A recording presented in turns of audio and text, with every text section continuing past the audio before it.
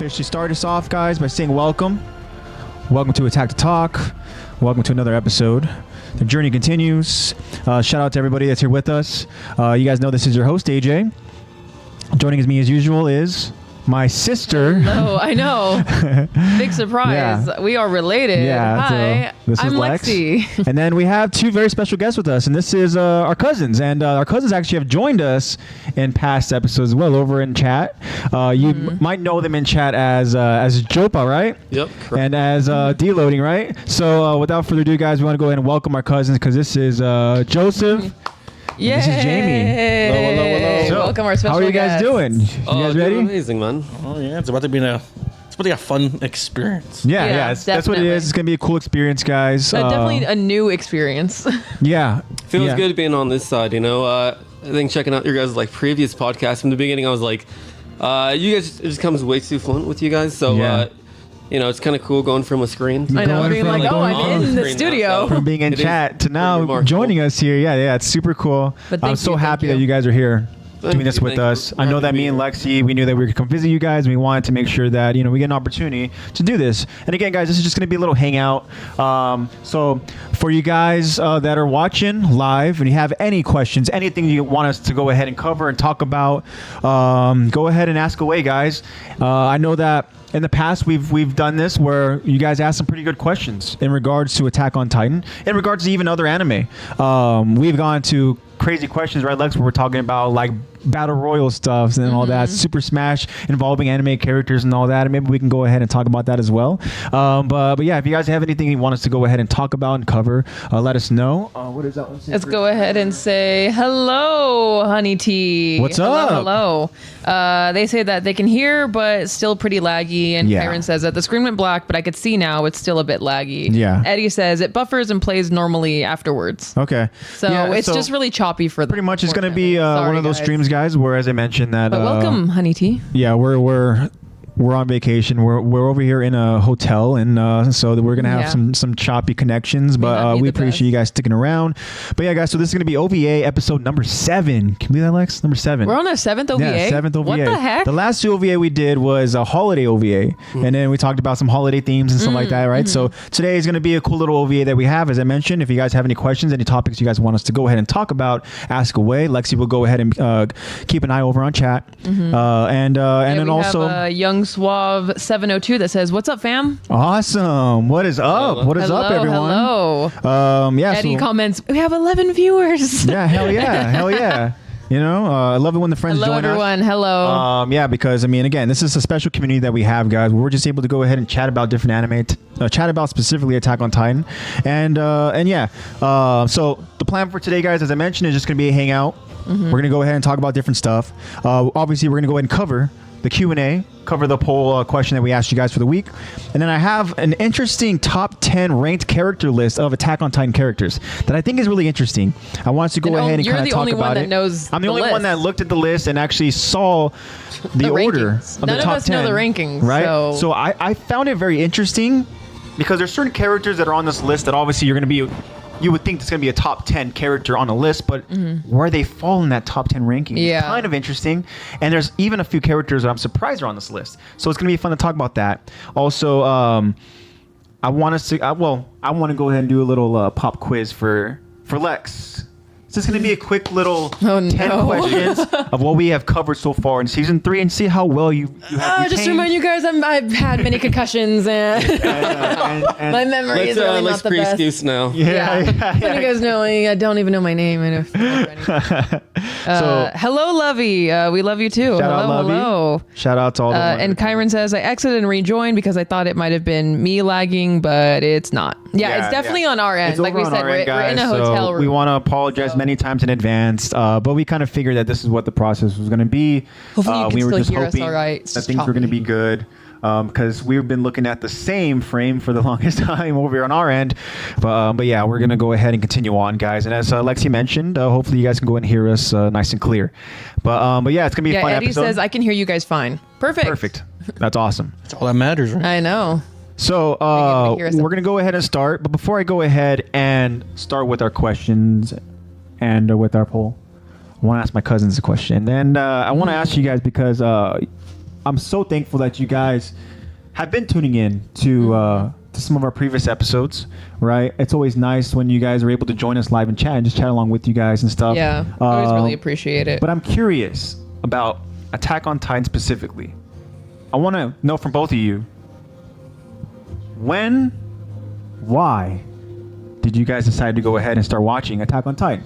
Did you maybe hear from somebody? Was it recommended? You know, I'm kind of curious. To go ahead. I don't know who wants to start. You want to go first? Go first. You want? Alright, I can't remember how I got into it.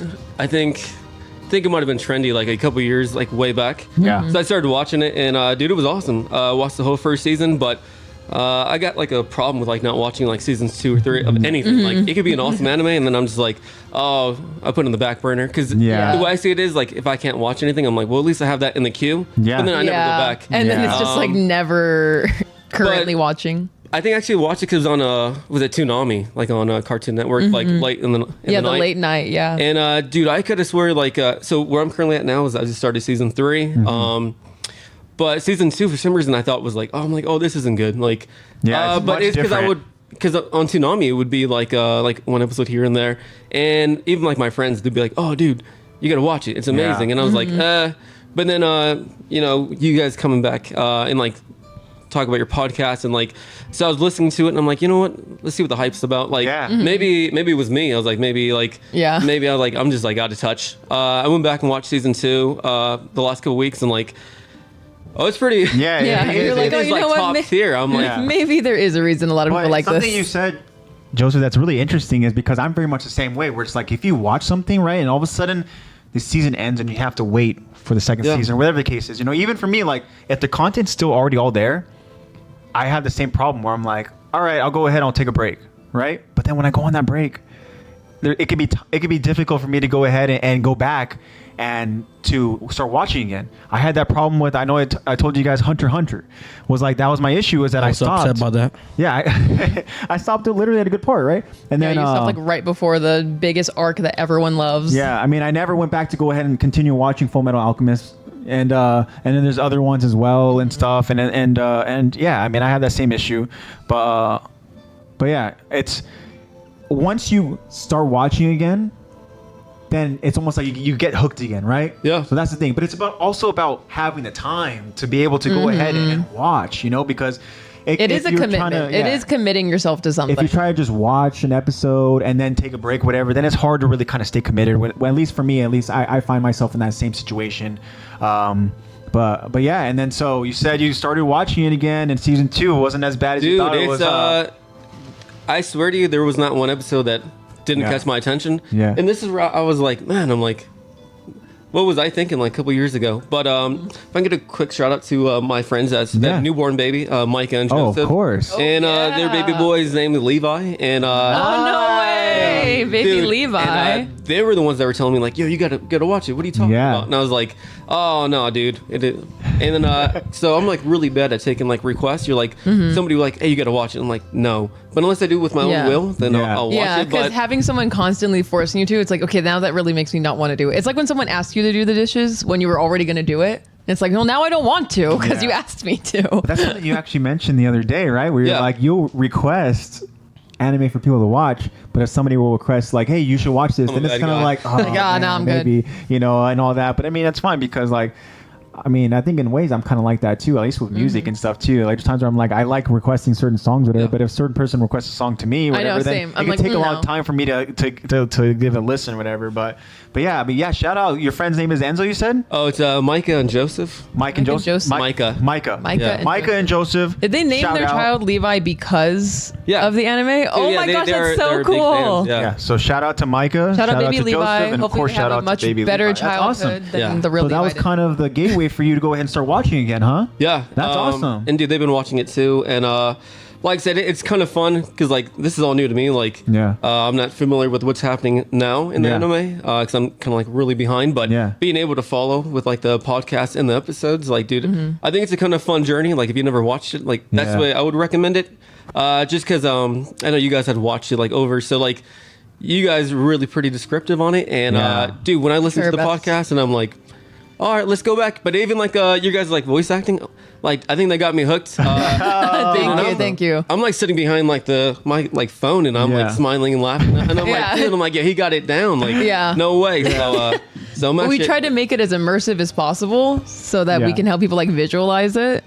And the voice acting is good practice for us. Well, it's fun. But it's fun. It's because more fun. That's always been the idea, but the podcast is to be as detail oriented as possible, right? Yeah. But also, it's about, like Lexy mentioned, the immersive experience of it. And for anybody that has watched it already, we want you to be able to visualize and recall the scenes that we're trying to go ahead and you know, bring to life here. Mm-hmm. And then the best way to do that is to try to do the best we can with the voices. Yeah. We were laughing the other day, right, about you mentioned Sasha's father, right? Yeah. One of the episodes you're listening to, and we all take the turns of doing the Sasha's father's voice. His, and that like, one's one of those really accent, scruffy type of voices that he has, you know, and yeah, it's a fun thing that we do. There's a lot of voices that are really more difficult than others, but it's a good challenge. But yeah, and in terms of I also do want to do a little disclaimer, guys, because we get a disclaimer at the start of every episode. Mm-hmm. I forgot to do it this time because we were focused on the connection and all that stuff. But huge spoiler warning, because we will talk about spoilers. But I do want to mention that, as you guys have who are listening along, you guys have just heard that Joseph is through seasons 1 and 2, and he's starting season 3. And that's where you guys so are. Don't put in any season 4 spoilers. Don't put no spoilers out there in the so let's chat. be mindful, guys, because I know that we've and mentioned if you do, before, I'm not going to read them. Yeah. Because we mentioned before, guys, over in past podcast episodes, is that we don't ever want to be a reason why, you know, somebody's going to go ahead and get spoiled, especially something very, very serious, you know, in Attack on Titan, because we all remember that first time watching it, and we all remember experiencing it, right? And so we don't ever want to be a reason why we spoil something that's awesome. But yeah, I want to go ahead and make sure that we're all aware in that. And now I want to ask you, Jamie. So first, where are you at over in Attack? Are you caught up? Are you? So I'm caught up with it. Oh, you're caught up. Perfect. Fully caught up in the anime? Yeah, we'll call up to the anime. Yeah. So Jamie's caught up, and I want to ask you the same question, Jamie. Like, that's an interesting story. What got you to go ahead and start watching Attack? Oh yeah, you just have to. Yeah. I think I watched long enough to. Yeah, to know how to do it. He knows the technique now. He knows the technique. Yeah, the virtual high five. Yeah. There you go. Yeah. Oh, so I guess it goes back to like beginning of watching anime, because Attack on Titan was like one of those beginning animes when we started watching anime, Sword Art, and a bunch of things. And like my oldest brother Jesse, not the oldest, my other brother Jesse, he watched it first in sub, and he was like trying to tell us, "Oh, you guys gotta watch it." So he was recommending it. Yeah, this was like a long time ago, like the first season, only the first season. I think it was on Netflix. You watched that? Oh yeah, season 1's on Netflix. That's where I watched it too. Yeah. And it was because at the time I didn't watch sub. I was like, no, it's not for me. Yeah. No, it was not for me. And then we got Funimation. So I watched the first, I think, 2 seasons myself, because I was like, no, it's gonna be quite an experience. So it got pretty good, and then I stopped. You stopped after season 2? Stopped after season 2, and then after a while I started watching other something things. about season 2, huh? There's something about season 2, man. Yeah, because the same thing happened to me. I stopped after season 2 because because I started in middle school. I watched it on Netflix, and then after season 2, I was just like, eh. I think season 3 came out later on, and I was just like, Well, it came out much later, right? Yeah, it came out a lot later. Yeah, okay. And then I just already had stuff going on. Yeah. And I was just like, And then obviously I introduced it to you now, so then that's when we started watching season 3 on like live together. Yeah. Yeah, because you're the one. I'll go ahead and talk about how I started watching, because I've talked about before in the podcast before, but I'll go and I'll mention it again. But I want to continue on, Jamie. So you said you stopped at season 2, right? The reason I stopped at season 2 was because at that period I got into Naruto. Oh, yeah. Okay. No, that might have been the same time I got really into Death Note. That might have been why I stopped. Kyron wants me to go ahead and watch Naruto because I mentioned before that's one I haven't seen yet. You know, and I'd also want to go ahead and I've shout out Kyron before, but I want to shout out Kyron. Kyron is the one who does our TikTok. He's our social media guy over with TikTok, and he's been doing some amazing stuff over there. And he's actually brought a couple friends also to go ahead and join us. And I know that we've gotten a high save through TikTok and some others too, I believe also from TikTok. So shout out to Kyron as well. You know, shout out to our friends. You know, all the we refer to the day ones as our Levi squad. Yeah, our Levi squad. Yeah, that podcast you throw names. Yeah, so shout out to them because they really are putting in the work, to go ahead and help this thing grow, and I'm so appreciative of that. I'm so appreciative of you guys. But yeah, so shout out to Kyron. But Kyron was telling me, to the newcomers in chat too. Honey T, who says hi again. Yeah, shout out to Honey. And what's up? The other newcomer and Young Suave. Yeah. And again, guys, they're both first-time listeners. So hello, guys. You are very much welcome. Yeah. Hopefully the connections is decent for you. Hopefully you can hear us. So also with our newcomers here, you're joining us here for the first time. So if you guys have any questions for us, go ahead and ask away. In terms of Attack on Titan, I know that people have asked before, what is it specifically that we're covering? We cover the anime. So we go ahead and talk about the episodes and try to get as much detail as we talked about before. As much detail as possible. We talk about the episodes in chronological order, but yeah. So we're gonna take a break for this episode about focusing on a specific episode because we're on season 3. But we want to just have a little hangout, so that's what we're doing here, guys. And again, if you guys have any questions for us, make sure you go ahead and ask because we love to go ahead and get into those crazy little tangents and stuff, because they always kind of take a life of their own and all that. So it's cool. But yeah. So Naruto, right? Yeah. So you focused on Naruto. Took all my time. All the time. Invest into it. Yeah. Once I finished it, obviously took a long time. I finished it, started watching other animes. Did you watch your fillers and all?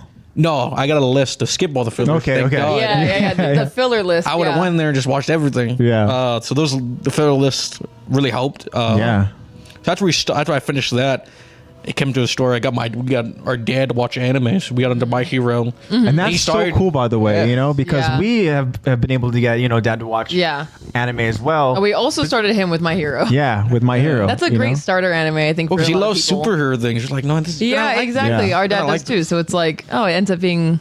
He doesn't really care for early Deku with all of his crying, but but what's great about My Hero, and the same thing too for like Attack on Titan is another awesome anime too, where there's so many strong characters that you can kind of ultimately, as you watch, you decide which character ends up being your favorite, and stuff. And that's what's awesome. Or like who you identify. Yeah, especially with My Hero, because there's so many characters in My Hero for sure. Oh my gosh, I don't think I've ever seen an anime with that many, like that many characters that also have like their own stories and their own backstories that have like their own like whole fleshed out thing. And there's so many in My Hero that like I can't remember like all their names at all, but that's something pretty unique to My Hero where you'll always have an opportunity to like see yourself in a character on the show because there's so many there. Yeah, in a weird way, you can kind of relate to some of these characters where it's like, how am I relating to somebody who has a quirk? Or how am I relating to somebody who has like this power? Right? It's like this so weird. High schooler. But that's the thing is that the storytelling, right? You go ahead and you kind of see the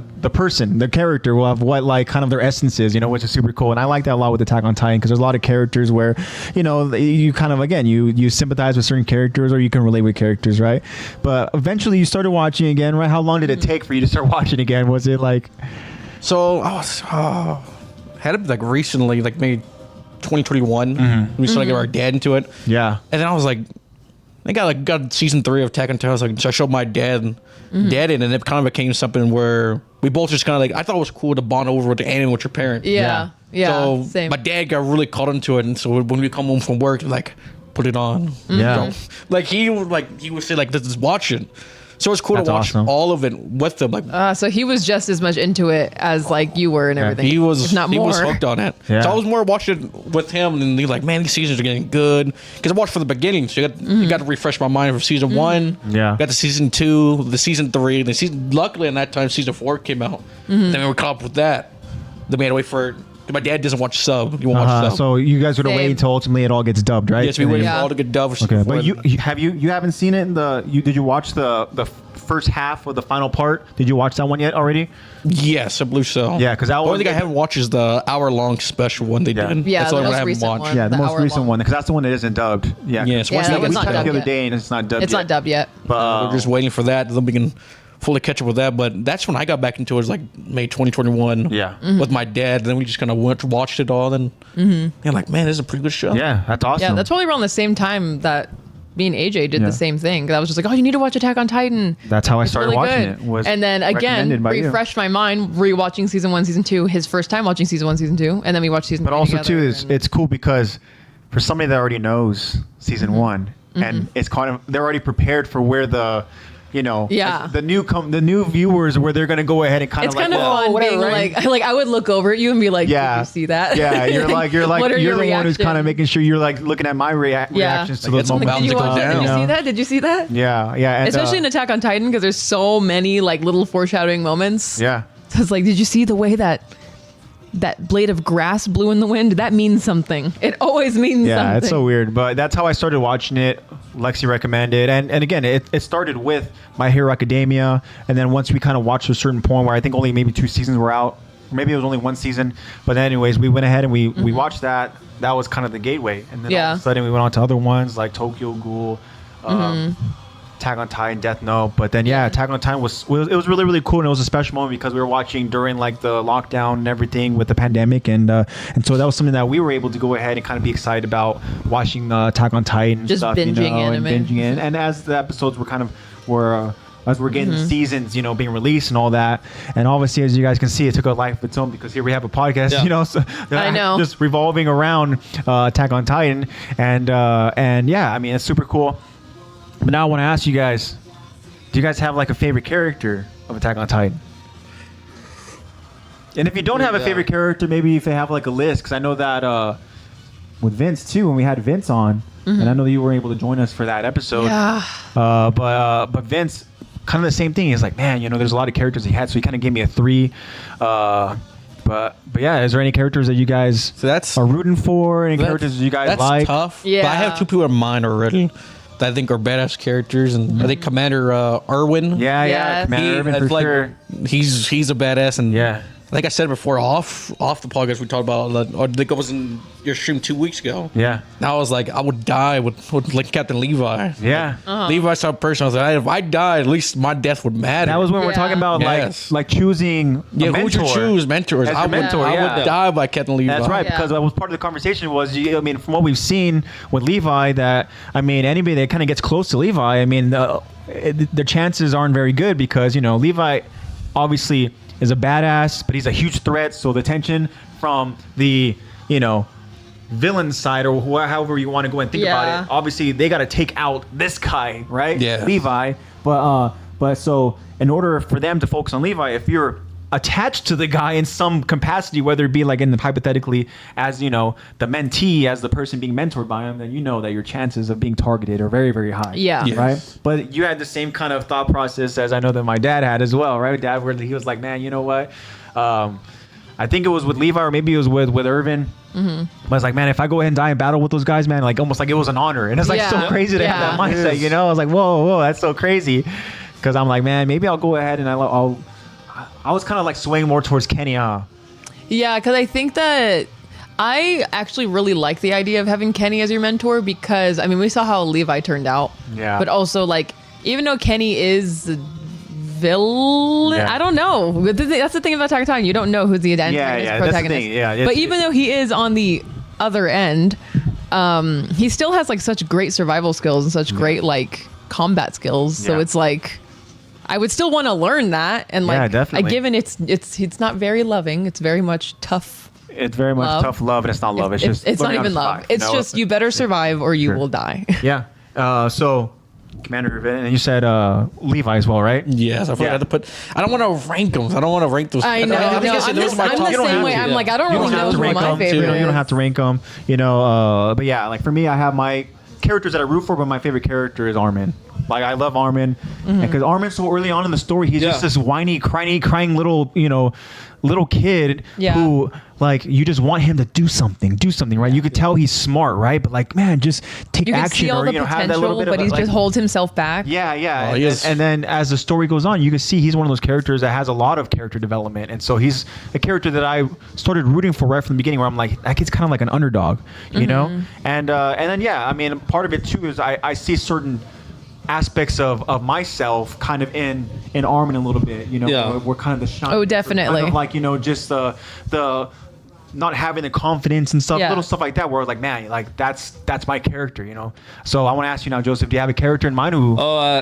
Obviously Commander Irvin. But I just end off in season 2, so for me it's like, dude, he was a badass in that season. Yeah. I think. Oh yeah. I think I go with Mikasa. Yeah. Like, dude, she's always such a safe choice. Hey, she's a badass. She's always so good. And then who else would I go with? I think those 2 for right now. I definitely see Armin. I can see where you're coming at, but where I left off at, and this is when he like came up with that backstory of what was her name? Oh, trying to remember her name. Who's the other Titan that got captured right now in season 2? Annie. Okay. Annie, dude. But when he came up with like that game plan, he was like, "Hey, how dare you? Connecting the dots and everything. Leave your friends behind." Yeah. And dude, I think I had like goosebumps. I was, I was like, "Oh my god, this dude's brilliant." Yeah, I was like, I can't believe like he came up with that plan, but kind of spooked me out of it because I'm like, I don't know what he's gonna do in the future, but like that left me with like, wow. But I got to go with those two right now. Great choices, of course. You know, it's obviously so Commander Irvin is a character we've talked about, you know, but also too, I mean, Mikasa is a character that I feel like we haven't really talked a lot about in terms of being like, you know, favorite characters, which it's kind of hard for me to understand because she is a badass character. Yeah. I mean, I think part of it is her attachment towards Eren, right? Which we see, where like that's her motivation, that right? like could be a weakness. Yeah, yeah. But I mean, again, like you see early on, this girl of a character can kick any of these guys' asses. Oh, you definitely. know? Oh my gosh, yeah. What I like really like about her too is it's like fight or flight. Dude, she's down to fight. No like, hesitation at all. Dude, there is like she's so confident in her combat abilities. Yeah. So I'm a big fan of that. I'm like, she just does not care. Like, she'll be knocked out for a couple seconds and she'll get up and like, let's go do it. Like, she's a go-getter. I like it. That's awesome. Well, thank you guys so much for that. I love the choices. So now I think we should go ahead and get into the Q&A. We can get into the poll question and then all that. So we'll do that. We don't have any other messages as of now? No, the last one was just hi by Honey. Awesome. So we'll go ahead and we'll get into the whatever one you decide. Lex, you want to go and start with the poll question, or you want to start with the Q&A? Last couple weeks I've been starting with the poll, so I'm going to start with the Q&A today. Awesome. Change it up a little bit since you know we're in a different location. And correct me if I'm wrong, but this Q&A was inspired by a friend of the show. By newcomer friend of the show, Bat, who asked us this last week. Yeah. So we decided, wow, that's a great question, Bat. Let's go ahead and use that as our Q&A question to ask all our viewers. So we went ahead and asked you guys last week, who is your favorite B tier AOT character? So not a main character. Yeah. Who's your favorite non-main character? And we have Bobby7, friend of the show, Bobby. All right. Shout out, Bobby. He says, I choose Dahomey Ian, which I mentioned. You did. You mentioned Ian. I mentioned Ian.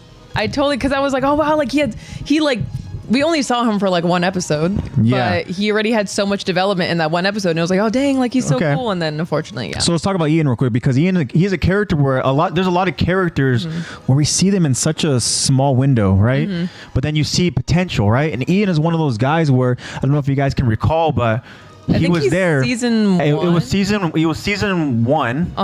And it was when Eren was going to go ahead and with the large boulder, to seal the breach, right? Yeah. And so Ian was one of the garrison soldiers that Pixis pretty much delegated as the section commander, as the one kind of like overseeing and stuff. And he's one of those characters where it's like, man, he kind of started really embracing it, whereas before when he was, kind of promoted, you could tell he felt like he wasn't worthy of it. In the moment, he was like, "Oh, I don't know." Like, and then you had what about Rico? What about and then you had Rico and the other guy whose name I can't remember. They both were like, "I have no arguments. I agree. He should be the section commander." Yeah. Like, what? and then so he's one of those characters where in this short Another window underdog. of episodes, maybe let's say, I don't know exactly, but let's say in a span of 3 episodes, he drastically changes from at the start being promoted to oh man, I don't know if I can do this, to as soon as we have Eren getting ready to go ahead and seal this breach, all of a sudden he's taking charge. He's almost acting like he's I think we talked about how he's trying to embrace his inner Pixis. Yeah, right? Pretty much. Yeah. I feel like it started off as a fake it till you make it, and then towards the end of it was like, oh, he made it. Yeah, and then we saw obviously that whole mission. I mean, things went very, very things went very bad very quickly when Eren was supposed to seal this breach, and instead he's trying to kill Mikasa. I think and then it takes a little while. It takes.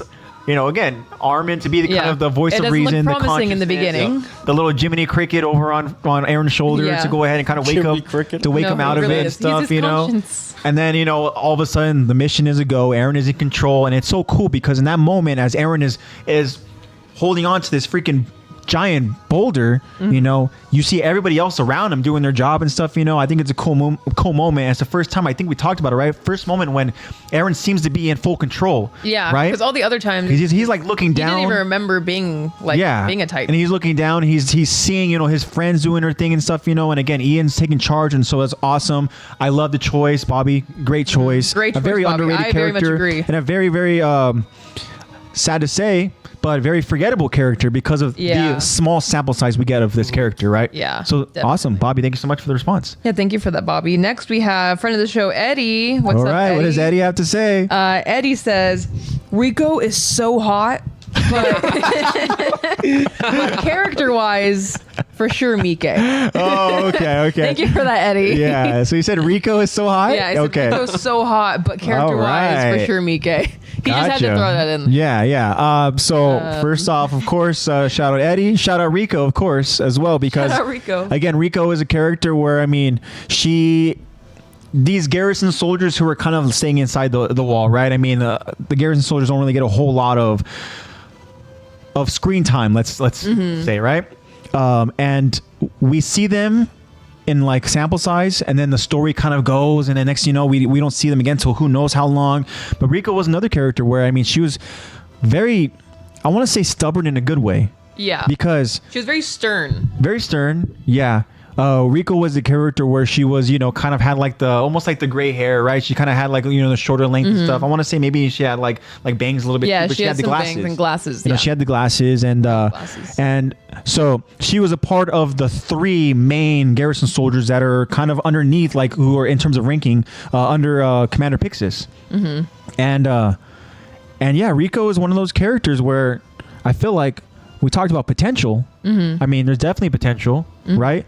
There is that scene where I believe Eren makes it to the breach, seals it, and then they're kind of stuck as they have this bridge, right? And then a Titan comes over on the bridge. Oh, yes. And then it's like Armin and Mikasa, right?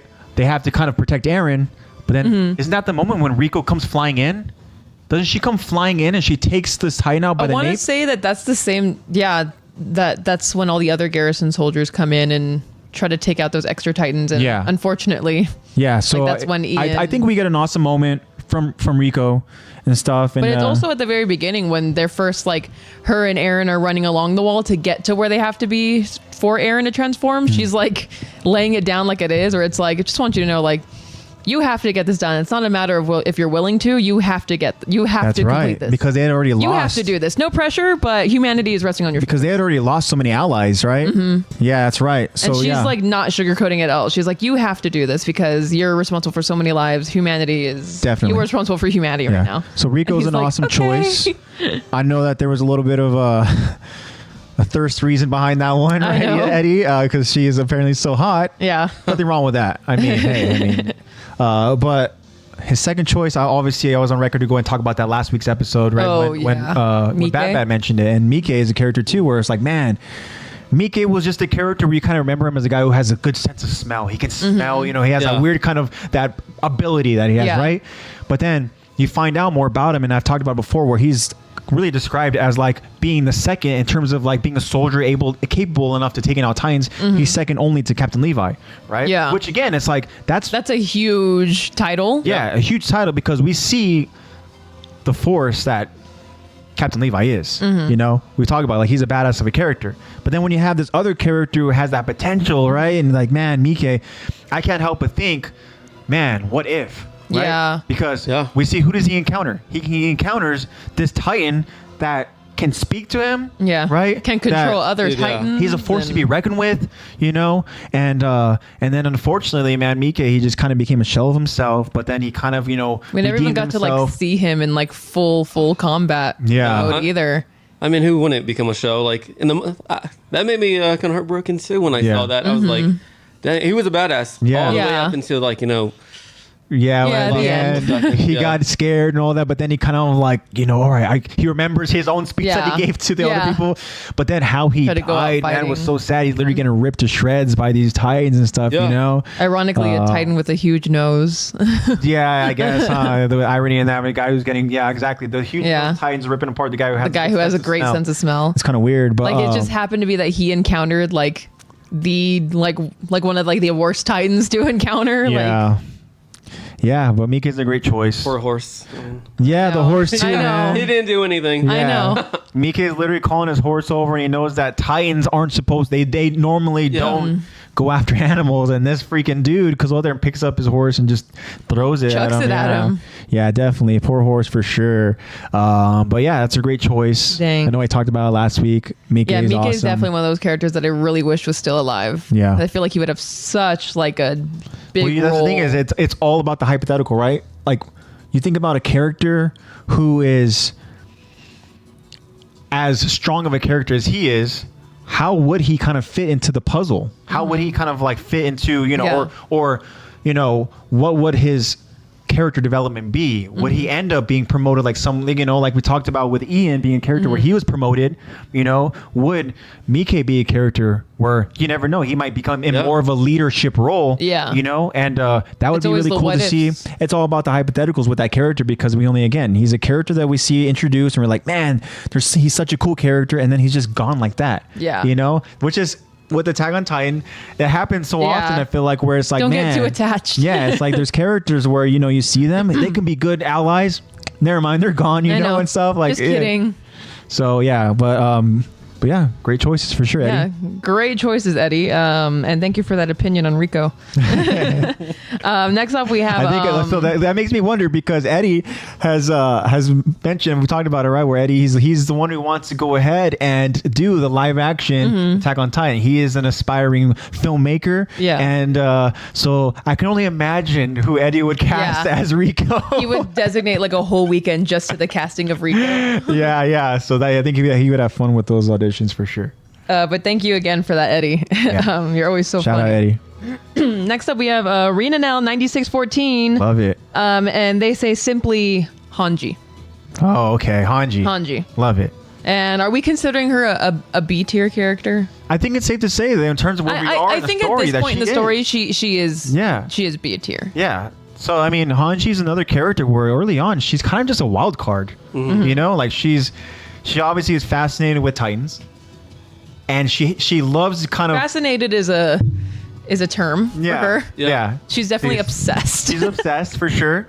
But then she also puts herself like in danger and in harm's way of like, for the sake of science and getting to know some of those Titans, right?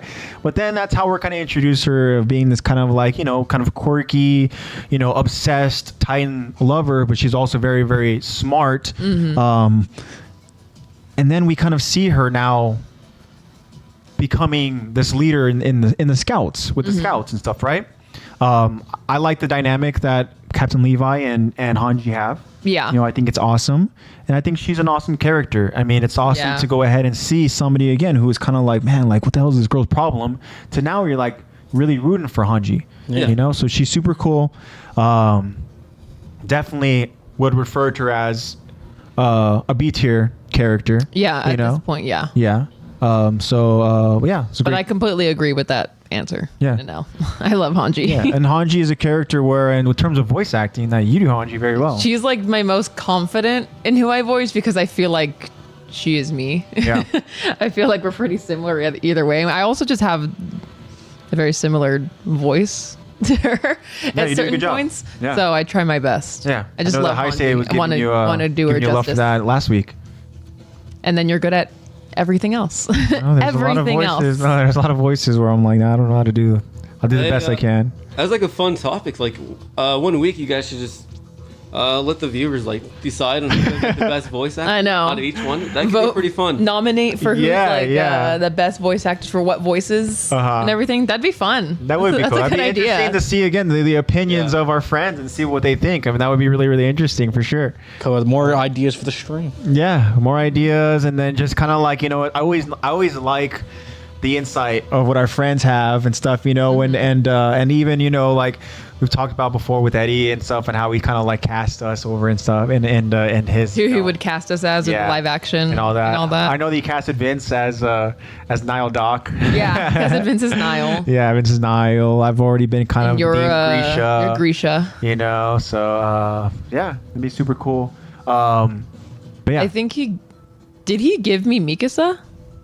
Or did he give me? I don't remember. I feel like for you, I think I was like, no, I'll just like be Ymir or something. Yeah. I'll be a bitch. It's okay. I guess. Yeah. Ymir is one of those characters I could definitely see you being. Because it's so different from like who you are, you know. And those are fun characters. Yeah, I would love to play. Yeah, I would love to play Ymir. That would be so much fun to like just like be a bitch. Yeah. Well, since we're on that topic too, I mean, we'll continue on with the responses, but I want to ask you both. One more. If there's a character like in this hypothetical like live action, like who would you want to go ahead and audition for? Who would you want to try to go ahead and be? Dude, I'm actually I'm falling in love with a Connie. Like, hey, that. Yeah.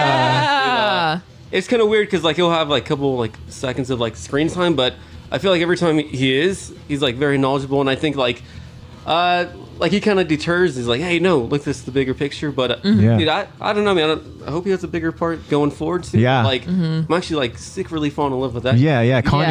Connie's an awesome character, man. But he's another one of those characters where it's kind of like really solid. We talk about B tier characters. Like Connie is an excellent choice to go ahead and mention in this, question that we're asking. Because Connie, like you said, I mean, there's moments where he doesn't really get a whole lot of screen time or a whole lot of like lines, whatever in episodes. But whenever he talks, he really does kind of make an impact, Yeah. and stuff. Yeah, I'm listening to him. If he's saying anything, I'm like. Yeah. Whatever he says. Do it. Like, he may seem like an idiot, but he's actually got some thoughts up there. Yeah. Connie, I mean, he's just a fun character and stuff like that. And that'd be an awesome comedic relief. That'd be an awesome, fun role to even try to portray in live action, because the thing is, Connie, I mean, he's very much kind of like almost correct me if I'm wrong, Lex, but I feel like he's kind of like this free spirit type where he's just there and stuff, and he's kind of just like enjoying and having fun. Yeah, at the very beginning, you're just like, oh, this dude's just comedic relief. Yeah, and I think a lot of it does have to go with his relationship with Sasha as well. Because you could tell with them. I mean, they both kind of have a little bit of a similar, almost just joy for. They find the little fun things. in the little things for sure. Especially, I feel like that's really important to have that, especially in Attack on Titan, like where you are at, knowing that you could, be killed at any moment, and that a lot of your colleagues and family and everything are being killed. That basically that humanity is up against Titans and everything. Yeah, and those characters seeing the light and stuff and having fun with stuff. You need that in a dark, anime. It also helps that they're also skillful people. Oh yeah, so it's no doubt. It's good. It's good to have that balance. I think they're really balanced characters that are really needed in this atmosphere of Attack on Titan. Yeah. Connie would be an awesome choice. Jamie, do you have a choice on who you would like to go ahead and audition for? I'm sitting here trying to think of one. Yeah. That's the conversation was going. I don't know. Like, I can't think of anyone come to mind who I would try to audition for. There's a lot of good characters though. Yeah. I'm like, man, you're thinking, you could be these characters. I'm like, nah, stop me. Yeah, but the thing is, you just never know, man. I mean, I don't know.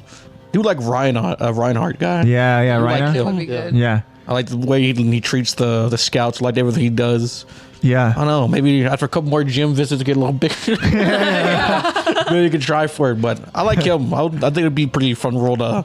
That's what all actors have to do. Yeah. You get a dietitian and a nutritionist and a personal trainer, and that's what like all of these actors do. I'm already gonna have to be if Eddie greenlights this and he gets to the point where he's doing it, I'm be like, Eddie, I need you to go and schedule. Yeah, exactly. Nutritionist, I need you to schedule me a personal trainer. If I want to be Grisha, at least I want to be a good Grisha. I want to look good, and stuff. And let's get some weight over on these freaking skinny arms and stuff. You know, do it. That'd be fun. Like I'm gonna be Ymir. There's that one scene. There's that one scene where she's like naked. Like I gotta look good. Yeah, look good for that one. Can you get me a fitness trainer?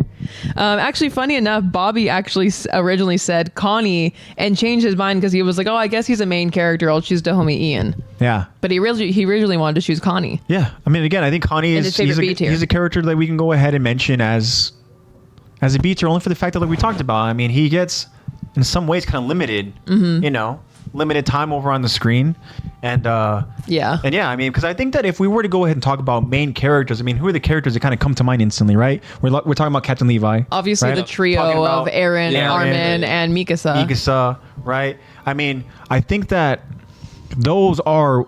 I think that those really are. Those are the main characters, right? Yeah. And then... and then there's obviously like where we're at B-tier characters that play really big roles. Like where we're at right now, talking about season 2, I mean season 1, season 2, season 3, like I think we can even throw Reina in that mix as well. As a main, main I was thinking about that too. I was like, should we throw in Irvin? Should we throw in Reina? Should we throw in Hanji? Irvin for sure, he's in that mix of being a main character, you know, in my eyes, right? Yeah. And again, I think Reina can go ahead and be one of those characters as well, where he's like, man, he's definitely kind of a main character, you know. So it makes sense. That's why I'm kind of like, you know, in terms of like the question, like those are characters that are obviously off limits, you know. But yeah, I mean, Connie, I mean, like B. Dennis, I know that like Connie, you said that it probably is a main character, but I mean, I'm gonna give it to you, man. I think that I would give Connie deserves his flowers.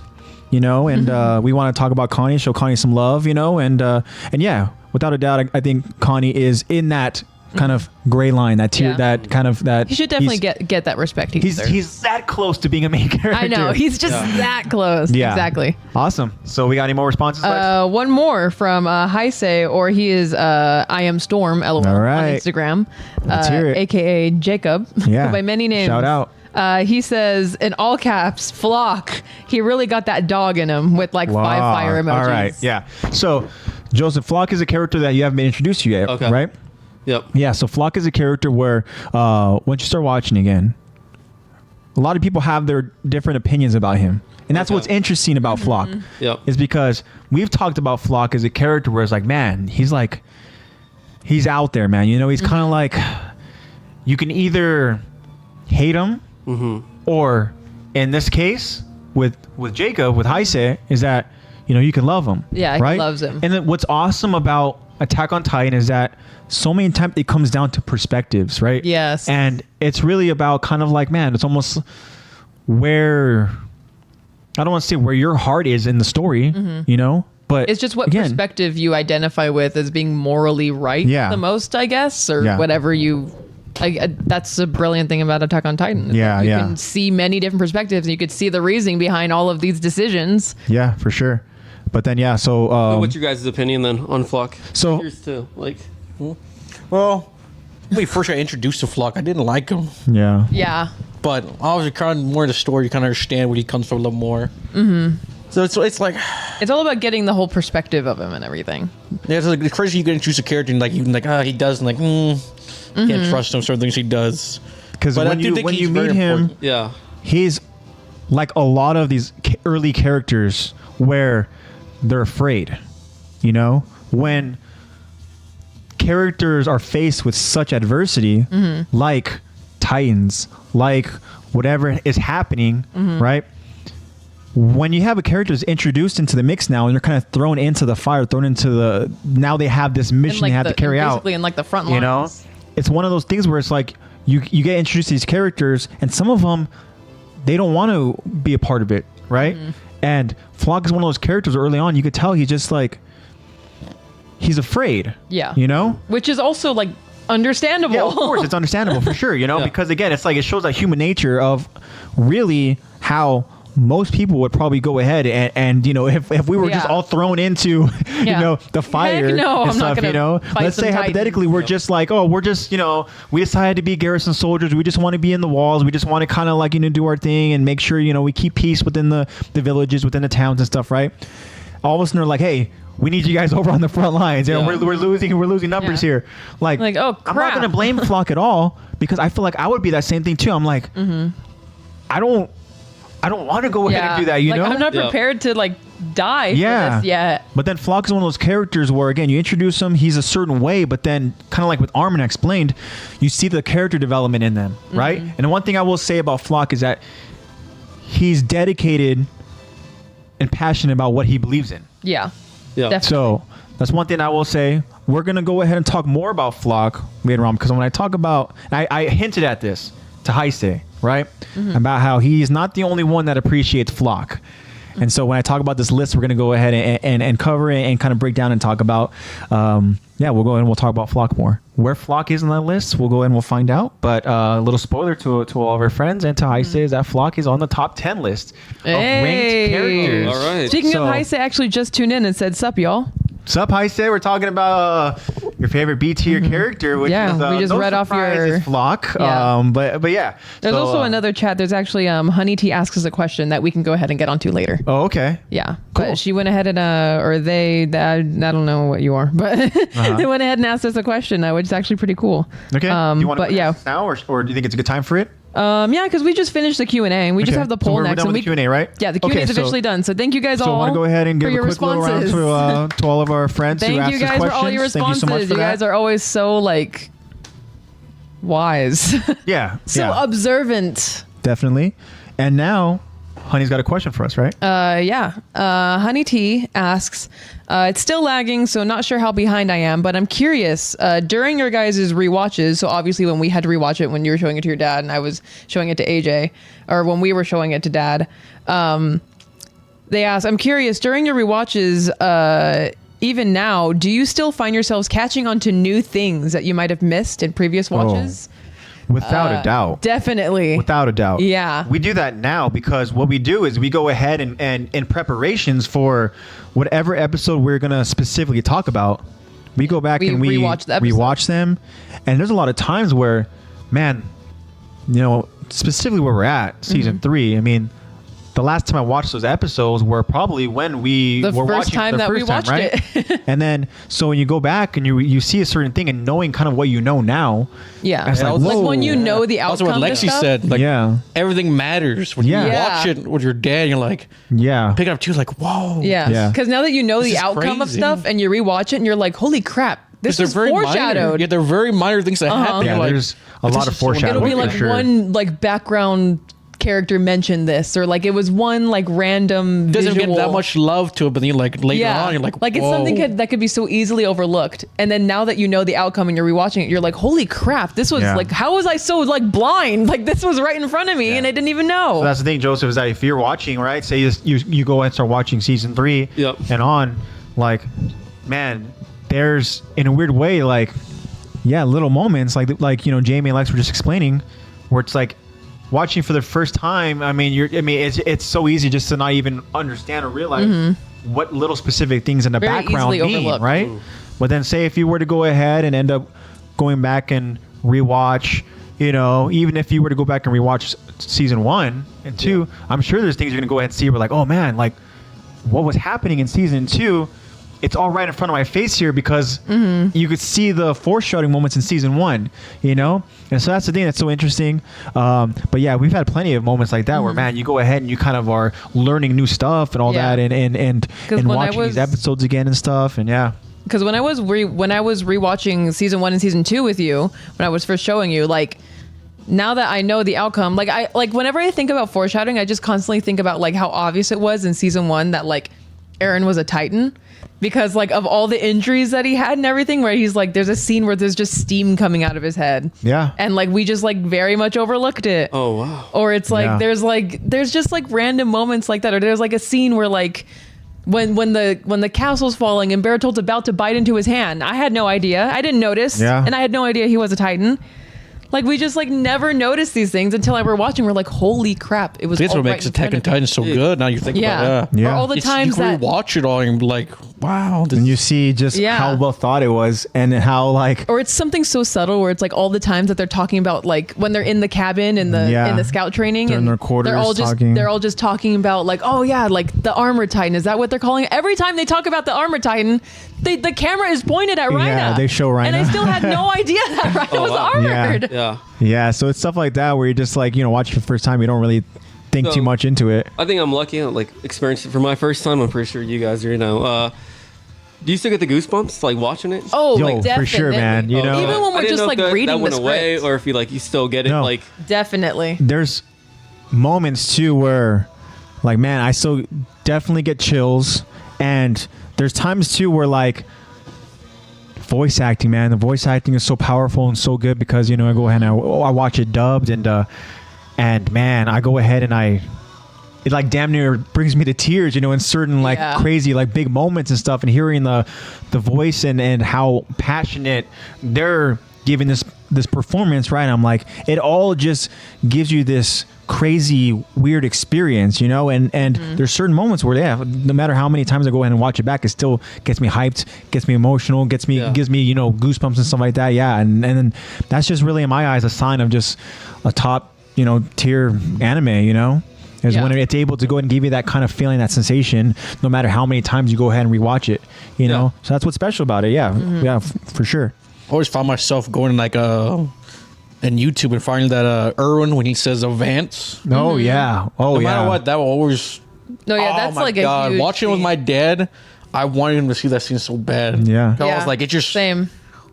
Oh man, this is energy of him being bit. Yeah. And he's not even acknowledging the pain. He's just saying, I told you to charge, god damn it. Yeah. Just his voice, the character who voiced him in dub puts so much energy into it. Yeah. And that's always great in dub when you get characters that put their all into it and make the character come alive, because dub does get a lot of hate from people who watch sub. Yeah. Like, oh, the character's good, but like, you know, out of all anime, yeah, I feel like AttackOnTitan does.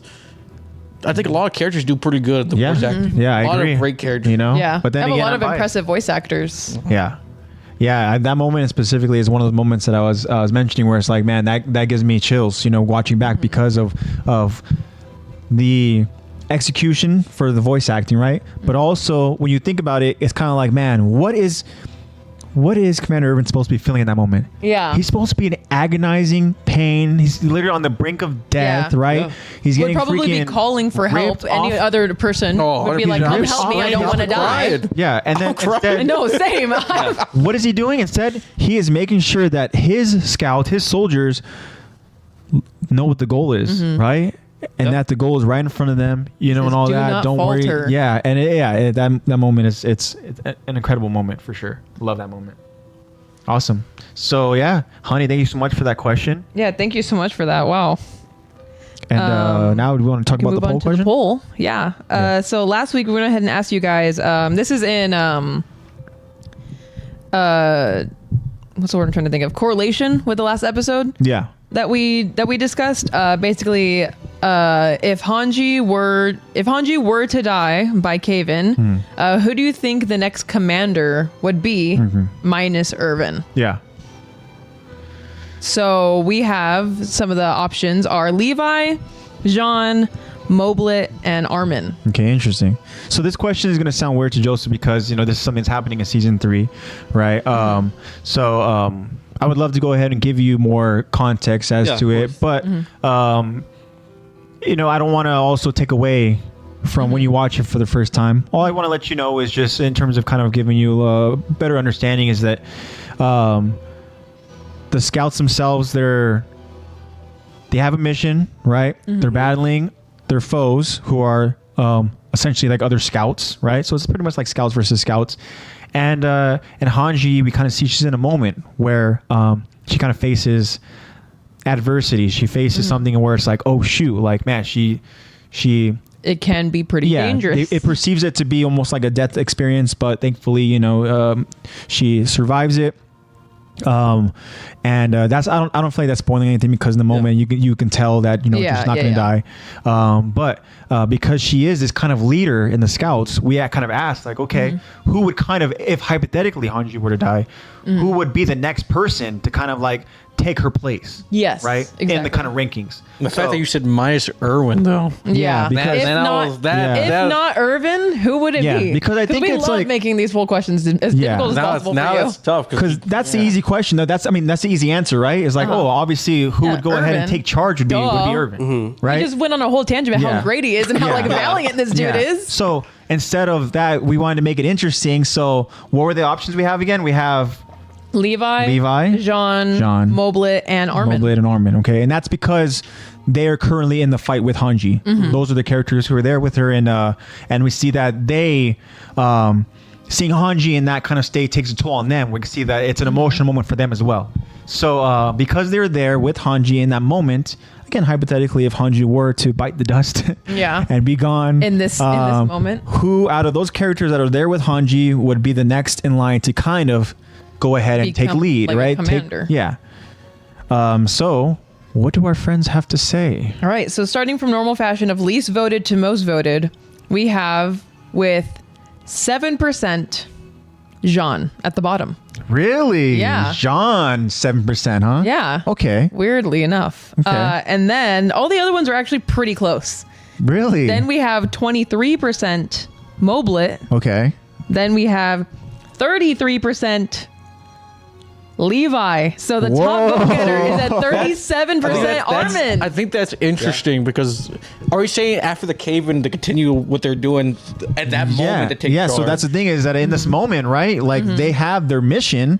And again, it's a hypothetical if Hanji were to no longer be able to continue on this mission to lead this group, right? It's like, who's going to take a lead now?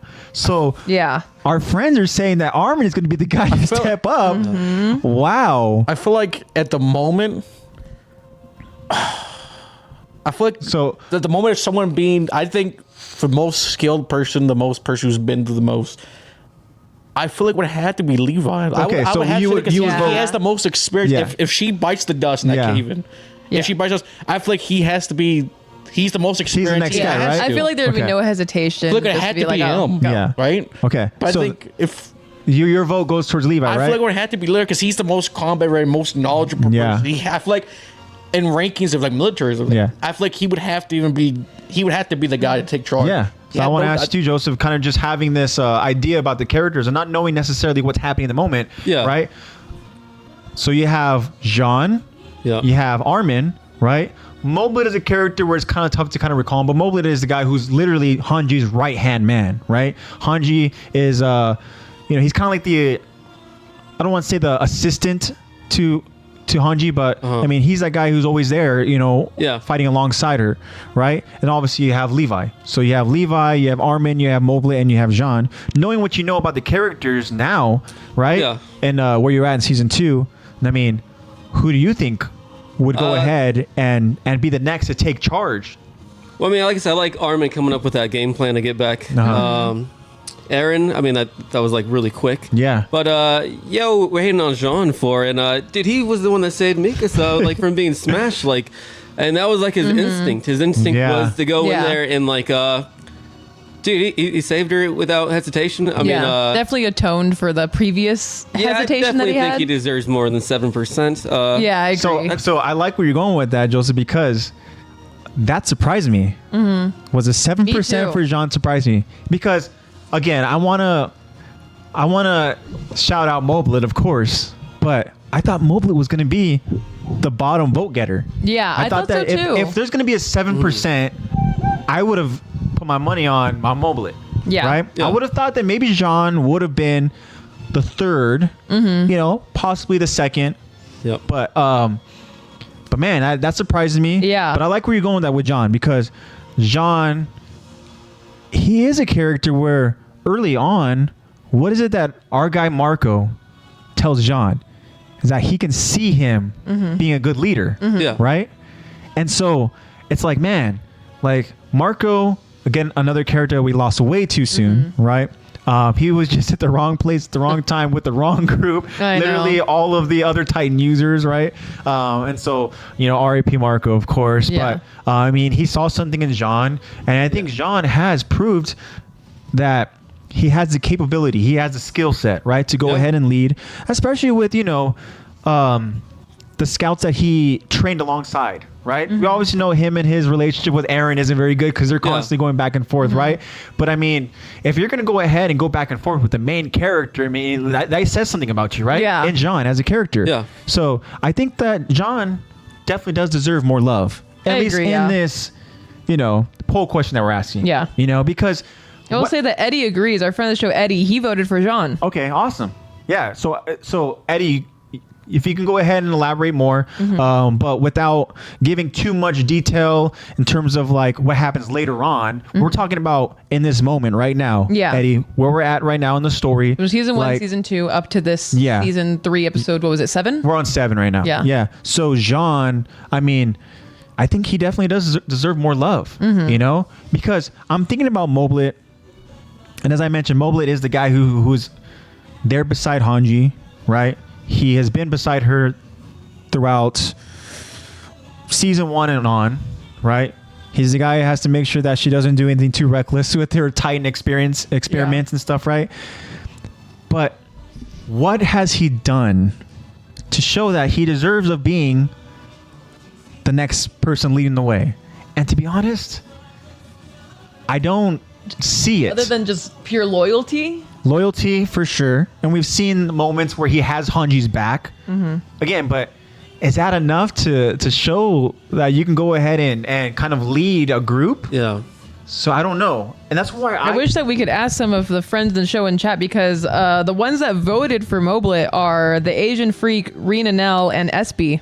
Interesting. They voted for Moblet. Wow. Yeah. Okay. So I wonder if that's just because of the connection and relationship that he has towards Hanji. Yeah. To be like, okay, I work directly under her. We've seen before in other anime, even when as soon as you lose your close ally, it almost unlocks a certain potential in somebody, right? Like the mentee becomes the mentor kind of thing. Almost like, man, if you witness literally your right-hand person, right, die, then again, that could piss you off. That could cause some serious development. For whatever reason, I'm thinking of like Dragon Ball Z with like Goku witnessing Krillin like dying and stuff, and like becoming a Super Saiyan. Yeah. Is Moblet going to become a Super Saiyan if Hanji dies? I know. Like, I don't know. Again, for all we know, maybe that's the potential that Moblet has in himself to go ahead and take that next step upon witnessing Hanji's death.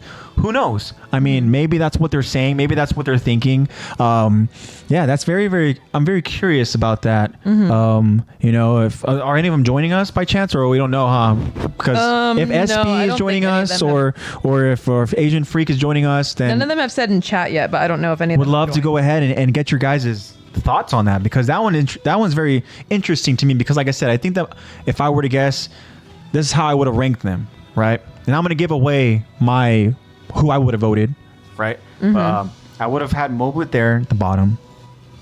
I would have had Jean at 3. And then we had Armin at 2nd. And I agree with the things that you were saying, Jamie. Was that about in the moment? Yeah, right? We're talking about in that moment. Is Levi? It's crazy to think that the votes for Levi and Armin are only a 4% difference. Yeah, and I think it's because, like Joseph was mentioning with Armin, is that Armin has already proven to come up with very, very capable plans and strategies. And I mean, even in the moment where they're at right now, I mean, this strategy, the plan was essentially Armin's plan. So again, that's just another reason why I guess it shows that Armin is capable. But if I'm thinking about if I'm thinking about my guy Armin, right? Let's say Hanji, she does ultimately die, in this moment. And this is our hypothetical here. And they tell Armin that he's in charge. I think that's going to scare my guy. I think my guy's going to become, he's going to shell up the too much. Yeah, exactly. The pressure is going to get to him. And then what happens when, instead of confidently strategizing and thinking about your team, like now he would be, again, just stressing, and all that. And it's like, dude, that, like I mentioned earlier, he holds himself back. But you're in the heat of the moment here. There's no time to stop and think. You need somebody who's going to take charge right away, which is why I think Levi is the guy. That's why I have to clarify if we're talking about in the moment. Yeah. I was thinking afterwards maybe different, but it's in the moment. But in the moment, you had to feel like the moment it has Levi. to. Yeah, is that where you would vote, Lex? Is that where you think? I feel like that's the obvious choice, but I feel like I wouldn't have voted Levi just so that I'm like, it's the obvious one. Let me give it to someone else, because I know he's going to get first, even though I didn't realize that he was going to get second. Yeah. Well, we also know how kind of Levi is with leadership, right? He doesn't want to go ahead and essentially be the commanding person. I mean, he's fine just being a leader. Yeah. Being a captain and having his own team, right? That he's essentially kind of like leading. Now, do you think Levi would essentially like take charge and take over as this commanding role? I don't know if I think in the moment he would have. He was just like, all right, I have to do it. Yeah. But I think later on he'd be like, I don't want this. Yeah. I was about to say the same thing. I said in the moment he would, but knowing what he is, Yeah. Yeah. he wouldn't do it. But I think in the moment, like I said, in the moment, Yeah. I think he would have to. I think he knows he would have to. Yeah. Mm-hmm. He would have to in his mind, like, I'm the most capable person Yeah. here. I have to. We got to worry about these guys and make sure the mission. Especially with the battle being so suspenseful, such high stakes. And he's like, all right, fine. Like, that's do like this with now. Lexy. In the moment, it has to be him, but after. Later on, he'd be like, I don't want this. Yeah, he probably would like, no. But you're the only person capable. I know. Yeah. Let's give it to someone else. Train someone else. Yeah, for sure. And I think, I agree with you guys. Yeah, the other people that voted he for has no Levi. choice, and I think that he would. But then afterwards, he'd probably be like, all right, like, we give it to somebody else. Yeah. Like, I'm fine with being a captain. It's interesting. And the other ones other friends of the show that voted for Levi are I Am Storm, Jacob. Awesome. I agree with Kyron. Jacob. I agree with Kyron. And Bobby 7. I agree with Bobby. Honey T. Awesome. Love it. They all voted for Levi. So we're kind of all in the same mindset there. And that's why I was very curious about our Moblet voters and why you thought he was deserving of it. But very, very cool. Also, Lex, do we have any messages that we have to go ahead and kind of talk about over? I think we have some responses in regards to the poll question as well. And then once we go ahead and wrap up the poll question, I want us to go ahead and kind of get into this top 10 list of characters. We already know there's one up there. Yeah. Yeah. Yep. We know that Flock's in there. We just don't know where he is. Rena Nell did message us saying that, like, I'd never want anyone else to be commander. I was so angry when what happened to Hanji, when like Hanji got injured. Yeah. So yeah, in that moment, it was right, probably very hard for her to vote for someone. So in her heart of hearts, she didn't even want to really answer the question because she didn't want to even think about the hypothetical. Yeah, of she's like, I don't even want to think gone. about it. Let's just... Yeah, and then Kyron said that he feels like it would be in this order. He feels like in the moment, it would have to be Levi, and then it would get pushed onto Moblet, and then it would be given to Armin. Wow. Okay. So, okay, interesting, Kyron. I would love to hear, if you're still in chat, I would love to hear reasoning behind that. Maybe he feels like Armin would be last because he needs more training to be like well, he's confident. still very green, He's still... these characters, they have already experienced so much, which is crazy, but they're still so young, And I think with Moblet, man, that does make a lot of sense because we've seen, because of the almost like seniority, right, that they are kind of promoted, based off of their also relationship. We know that his relationship with Hanji, right, is that they were so close, right? They essentially were partners. And then I think that does make sense. I liked where Kyron's going with that because it makes sense. It was, as we're all kind of mentioning here, is that Levi is going to take charge in that moment because he understands that, he can't, with Levi, I don't think that he would put that pressure on Armin, right? If Moblet was willing to step up in that moment, I think that Levi would be kind of okay with it, right? But it does make sense for Levi in this mission that they're currently on. Had Hanji not survive, he would take that leadership. But once things kind of settle down, I think that it makes sense that they wouldn't promote Moblet because he kind of is. I feel like it would have been a thing of like Levi being like, yeah, well, if I need to be the commander, I will. And then Moblet would, like you were saying, like seeing taking it upon himself because of, taking it upon himself, knowing that he was like, he's so close to Hanji. And then if she were to have died in that moment, that would have taken so much out of him. He would have basically been forced to develop, and basically being her right-hand man he would have probably volunteered to be like, I'll take it. I'll take on her role. And that's so interesting to even now think about the potential effects on how that would change Moblet as a character, right? Because like I said, where he's at right now, he's a character, you see him, and he is, he's just a B-tier character. Yeah, he's kind of just like an extra hand. He's there just to kind of be there alongside of the scouts. He's helping out Hanji. Don't really see a whole lot from him. He's kind of just there in support. He's a good support character. Yeah, he's a great support. But yeah, that's interesting to think about hypothetically how that would change him if he were to be essentially promoted in this kind of now more serious role of being a leader, That'd be interesting. Yeah. Awesome. And I agree that I think it would eventually go to Armin because they wouldn't want him to get more experience because we all know how perceptive and brilliant Armin is. Yeah. That I feel like it would eventually go to him. I don't know. So what if it was like this then? All of a sudden, Levi remains as his captain, being a captain of his own squad, right?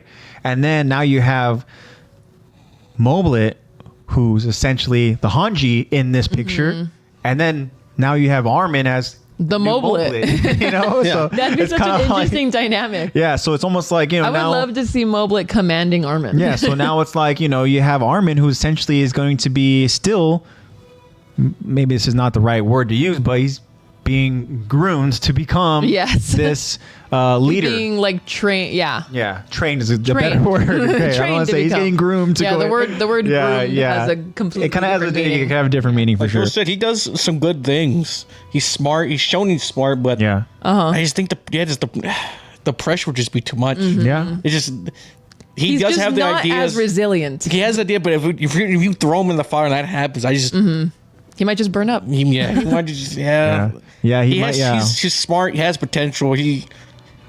It's just the confidence and the experience. the that he needs to potential is there. build He's up. just not ready. Yeah, it's just you know, not. that's just Yeah. what it This is. has to be Levi. But I like Yeah. that they show the poll show them love though. Yeah, Yeah. The potential, the potential's there, but to be ready, it's gonna be Levi. yeah, Mm-hmm. I feel like he's the most battle ready. yeah. Comes down to Definitely. experience. You know, I mean, you see it. I mean, Levi, he's that guy, man. You know, he's just you can kind of He's trust just that him guy. and that he's going to go ahead. Just that guy. Just put that time. Yeah. I mean, he's just that out of guy. those group, I mean, if you had, you know, Armin leading, you had Jean leading, you had Mobley leading. I mean, are you going to feel as confident than if you had Captain Levi leading? I mean, I feel like you're going to be way more confident. You're probably going to go ahead and maybe, you know, fight better. I think we talked about this earlier. Yeah. We would die by him. He would die with Yeah. Yeah, definitely. Yeah. I mean, at least you would. I mean, I'll be over in the I back, know. guys. I'll be in the back. No, yeah. I'll be the one trying to provide support by throwing smoke and so know. like I can make sure I'll you just guys be can't be filling seen. up the gas canisters in the safety of the bunker. And Yeah. I'll be policing like within the walls, like Yeah. Well, shoot, if we're talking I'll about just where be we're at, then directing I'll be over traffic there in with the Joseph, wall. man. We'll both be garrison soldiers I and just chilling. Awesome. So thank you so much for everybody that Thank you for that all voted. the voters. That was a good question though. Yeah. That Yeah, it was a cool actually question That to go was ahead and talk about. Because the fact you minus Irwin, he's like, Yeah. whoa. Yeah, Well, we it- love to make it a difficult question for it's a the whole new voters. perspective, Because and then it you're makes like it more forced difficult. to be like, all right, let's see what would happen. Because like Lexy said, clearly it would be Irwin. Yeah. Yes, it would obviously be Irvin. Yeah. Duh. But yeah, I'm surprised that Armin got the most votes. That surprised me too. I thought he'd be But second. I'm pleasantly surprised. Yeah.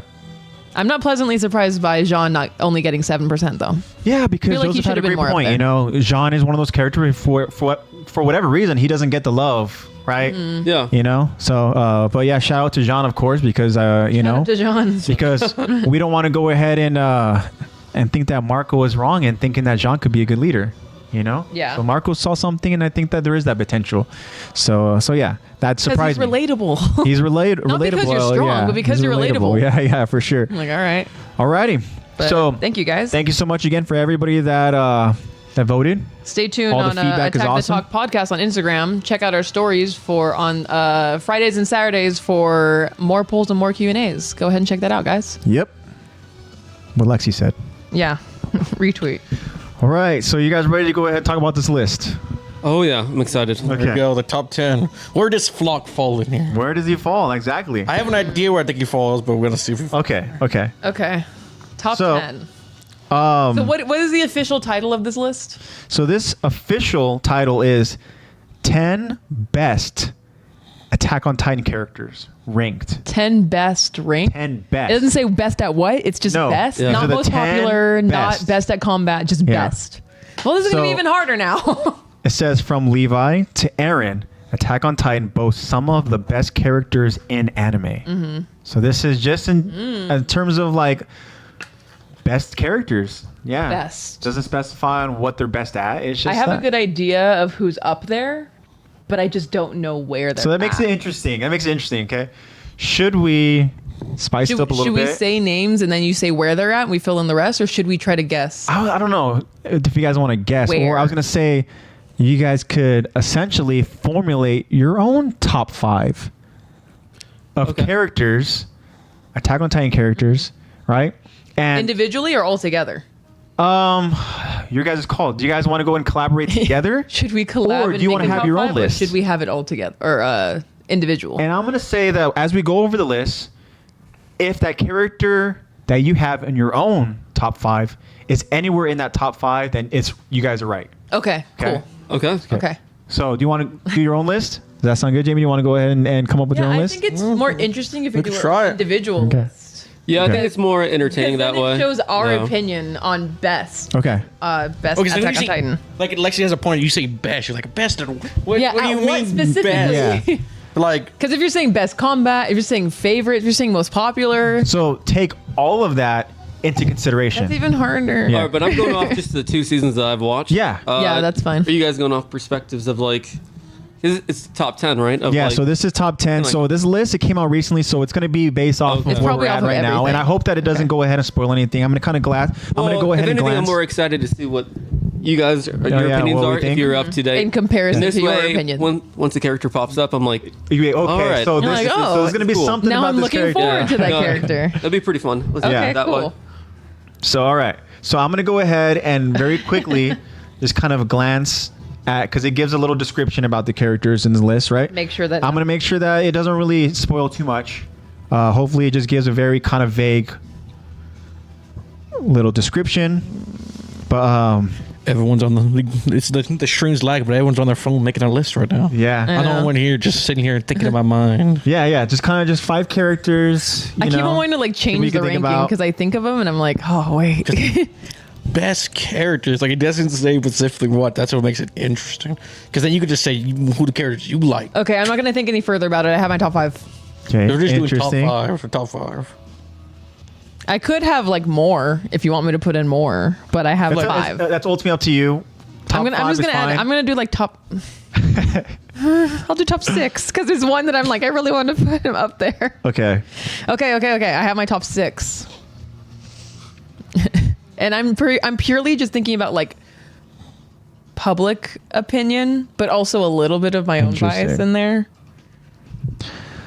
So I'm looking here, and it does, with the characters and descriptions that it gives for each character, it does talk about their kind of role in the story. Okay. But I don't think it gives away too much. Yeah, it gives away. So you're the only person that sees the name list, right? You can see all yeah. So Yeah, I have the and- list and right the in front of number. me. I have the Okay. numbers. Yeah. And Interesting. yeah, this is gonna be very interesting. The more I think about my list, the more I want to change it. But I'm just trying as hard as I can not to touch it. Yeah. Well, just gonna remember, go off if you pure have instinct. any of those characters in your top 5 that are in the top The 5, same of this top list, 5. I'm gonna give it to you. Okay. Right? Are you gonna give us what ranking they are? I'm going to tell you the ranking. I'm going Okay. to start from 10, work my way down, right? And Okay. then I think that if you guys want to, should I allow you to adjust as we go? Because if there's a character that I announce at 10 that maybe you have in your top 5, then are you going to just accept the... No, I'll just accept it. Yeah, I say accept it. Yeah. This way, I mean, if you're coming up with your own list, you should already, Yeah, you kind yours of... should already like stick out. Yeah. really. Okay. I mean, I like it. How you doing, Jamie? You have them in your head? You have them in your mind? I'm thinking of characters that I put out there, but then I'm also thinking like, Because then you think of another one and you're like, dang, I really want to include them too. Yeah. That's the thing that can be tricky is the more you think about it, the more thought you put into it. Maybe it's like, oh man, is this character going to be in there? I don't know. because if you think of best anything, do you think of the Yeah. Titans? Because all of the Titans are. Yeah, I there know. we go. There you And go. you're like, wait, define best. Yeah. So, I don't know. I have my list. You have your list? All right. yeah, me too. You have your lists? Okay. And I'm just gonna go in. Yeah. All right. just go off of feeling. So, how are we going to do this? Do you want me to go ahead and just name? No, I could Or- say my list and you'll just say yes or no if they're in the top 5. You want me to do that? Yeah. Okay. Without giving too much away first. Interesting. And then we could talk about whether we have like similar lists or not. Or we could talk about where we So think they I think are. that's an interesting thing is that we can go ahead and have you guys announce your top 5 first. Mm-hmm. Okay? Does that sound good? So we'll start with Lex, then we'll go Joseph, and then we'll end it with Jamie. Mm-hmm. And then I'll go ahead and I'll announce the list. Okay. That way we know what you guys already have, what you guys are putting on the table, and then we'll get the results. Okay. Okay. So without further ado, Lexy, you have your list in front of you of your top 5 honorable mention, right? Top 6. And my honorable mention 6. Top 6 characters. So go ahead and tell us who they are. So starting with the honorable mention, I'm going to say, I just needed to include him in the list. I'm going to say Armin. Okay. And then my 5th is Hanji. 4th is Irvin. My 3rd is Aaron. My 2nd is Mikasa. And my 1st is Levi. Okay. So let's see. You got Armin, right? You have, say it again. I have Armin, Hanji, Irvin, Aaron, Mikasa, Levi. Okay. I'm like nervous. I don't know why. I'm like, these results really matter. How far is this list into the anime? I think it's all the way caught up. I think because this is recent. Because she caught up, then she said a name. I'm thinking. Yeah. That could change. So this is recent. Top 5. I know. So I'm gonna tell you, Lex. It's all a matter of perspective. I'm gonna tell you that 2 of your characters are not on this list. Oh, 2 of them aren't? 2 of them. Okay, are not so on this majority. list. Okay, that's passing. Yeah. Okay. So where they fall in the rankings, we'll find out. Okay? We'll find out. All right. 2 of them are not. Interesting. Okay. So Joseph, are you ready to announce your list? Yeah, I think so. But I'm only going. Yeah, this is off of what you've seen for seasons 1 and 2. Which I think adds good perspective. It adds good differentiation. Yeah. And no complete order, but I like Sasha. I think she's pretty awesome. Mikasa, Erwin, Aaron, and then was it Hans or Hanji? Hanji? Just because I think at least where I left off at, like, kind of broke my heart a bit. But I think I love him too up there. So yeah, it's a good list. Okay, so from your list, only 1 character is not on this list. So 4 of your characters are solid. All right. So Jamie, do you have your list? Yes. Doesn't have to be in any particular order. Just which top 5 you think would be on here. Well, because now we're thinking, so that it's caught up. I know. So now it's caught up. I do think Ryan is up there. Okay. I feel like everything he's done. That's so I feel like, another one that I was like, I don't know. That's what I say. We're caught up. I feel like Ryan has to be up there. Okay. But I'm not gonna put it in the top 5. I'm gonna put it at 6. Okay. He'll be honorable mention. Yeah. Honorable mention. I know. Okay. So 5. I'm gonna put 5. I'm gonna put Aaron at my 5. Okay. I know he's the main character, but I feel a lot of people that are better. And I put 4. I would put Armin. Okay. That's 4. And then 3 will have to be Mikasa. She's a badass. Yeah. She's a badass. She does some things. I'm like, I wish I had her. Yeah. As Laura. Yeah. That's why I put her at 2 for me. I was like, I put her at 3. Then I feel like the 2 tough ones for me was we talked about earlier. I had Levi and Erwin, but now I'm ranking them. That's what makes it tough. So 1A, 1B? Yes. That's what 1A and 1B, yeah. So we're back to the top. They're tied as number 1. And like I said, you have them in your top 5 list. Doesn't matter where they are. As long as if they're in the top 5 of this list, I'm going to give it to you guys. Okay? So I feel like it's so tough to have to rank those 2. That's what makes it tough. Yeah. You can I just like have them both of them.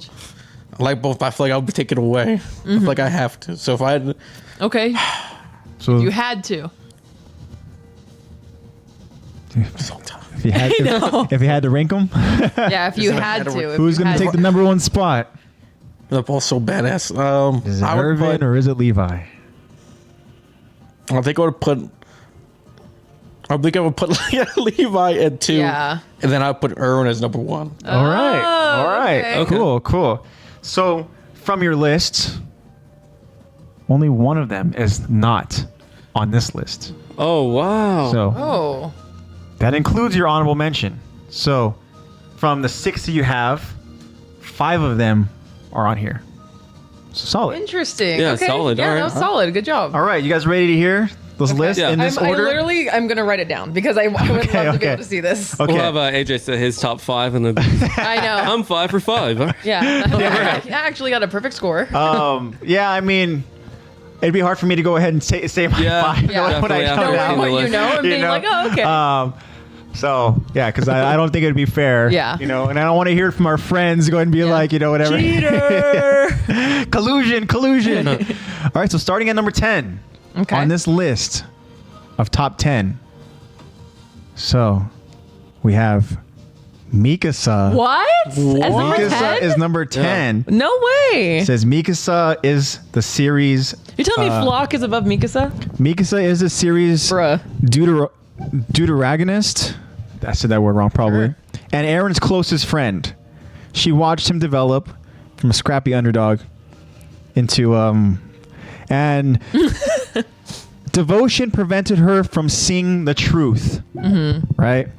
There are many ways that Mikasa has proved herself as a worthwhile member of the cast, in addition to being the most physically competent female character. She stood up for the people of Parity and served as a role model for the future scouts. Mikasa's only shortcoming is that, based on actions, she just cannot let go of her attachments to Eren. So she's number 10. Dang, 10? What the heck? I feel like that's so low for her. I feel like everything she's done. So that means that she deserves to be in top 5. So there's 9 top 6 in terms of this rankings in Attack on Titan characters, that they had 9 better characters ranked higher than her. Now again, we don't know what what we're looking at in terms of we don't know what list, best right? is. What we're seeing here, why these characters are better. Maybe it comes down to their development. Maybe it comes down to their contributions. Maybe who knows? It's hard to tell. Doesn't really specify on this list. But with all that being said, we have Mikasa at 10. Okay. Now number 9, which is a shocker, is Grisha Jaeger. What? Which Really? is Aaron's father. What? So. Says Grisha may be considered a footnote in the series by some, but his actions shaped the entire world of Attack on Titan, right? Says similarly, his actions and giving the Titan to Eren, it made the island's survival possible. Says fans also managed a glimpse into Grisha's personal morals as he was horrified later on. It says Grisha was surprisingly memorable for a character who died off screen. So, yeah. Interesting what it says about Grisha, because it does make sense with Grisha that he's a character where, again, you don't see him, but he's heavily involved with the story. Yeah. Right? So, maybe this list is based off of character and their impacts. Yeah, full on character impact on the story. But he's number 9. Okay. Wow. Which none of you had Grisha over on your list, right? You all had Mikasa, right? So we all had Mikasa in top 5. Top 5, which means how surprised would you have been if that was on the list? Like, yeah. Oh my gosh, yeah. So number 8, a character that was on someone's list, and that was on Joseph's list. Oh, and that is Sasha. Yeah. Oh, hey. Go for me. Yeah. Says Sasha stood out from the scouts for how her sense of optimism never failed. Yes. Whether smuggling meat from a pantry or ignoring Ymir's curt derision. I don't know what that is, but ignoring Ymir's bitchiness. Yeah, probably, pretty much. Right? Her personality in layman's term. Yeah, her personality was necessary contrast to most of the dour cast. Says Sasha didn't slack when performing on the battlefield. She was capable of outmaneuvering pure titans on horseback, defeating them with arrowheads, and even shooting down numerous opponents far better armed than she was. True. Yeah, so again, I think talking about impacts and everything, right?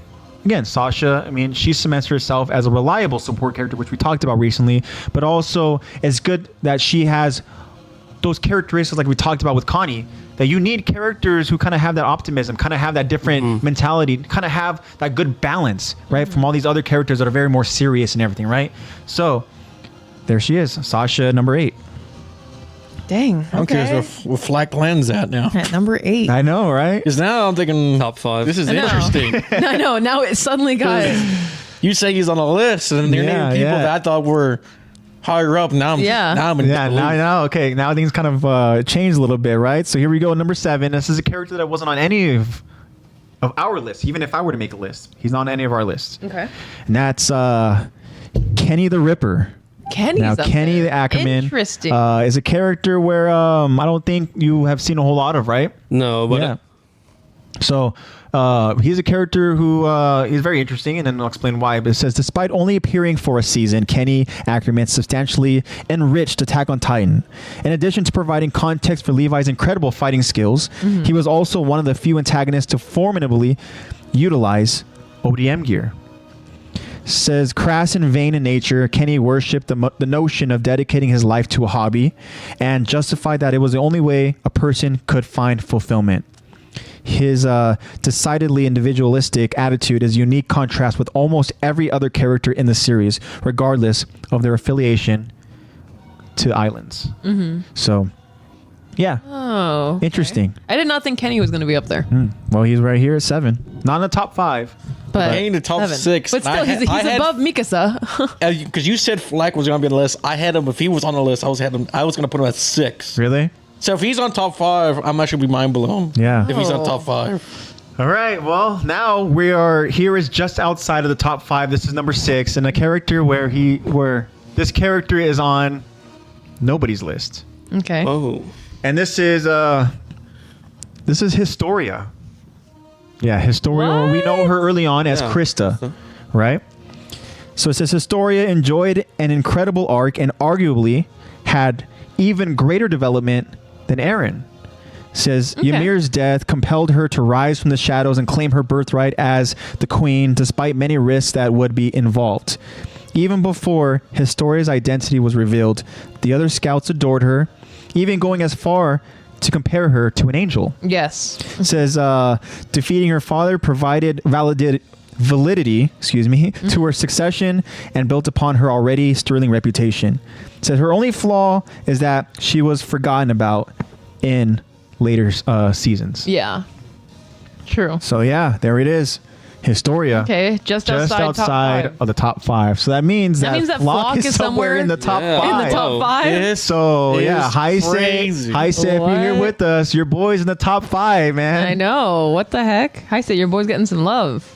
Now, number 5. You guys ready? Top Yep, 5 let's go. now. So if you have any of these characters, the drums. right? Yeah, I know. If you have any of these characters over on your top 5, I'm going to give you the thumbs up. You guys did awesome in selecting that character. Yeah. We get the But street now- cred. yeah. Number 5 is Eren Yeager. 5 is Aaron? Eren is at 5. Oh, interesting. Now, Eren was the main protagonist of the series and remarkably polarizing. He was a polarizing individual. From the beginning, his aggressive campaign to destroy enemies distinguished him from a typical shonen heroes and better solidified Attack on Titan's tone. Says Eren's scrappy attitude and desire for freedom at any cost made him a fascinatingly tragic character who ultimately faced off against the same friends he fought to protect. He's responsible for some of the series' most iconic moments, such as showdown with Annie and Trost, right? There's other moments on here as well. And yeah, so essentially they're saying that Eren himself is a polarizing character and different from the usual protagonists you have in other anime. Oh, way different. You know? Yeah. So, but he's number 5 on this list. Wow. Interesting. That's very I really interesting. Had him Yeah.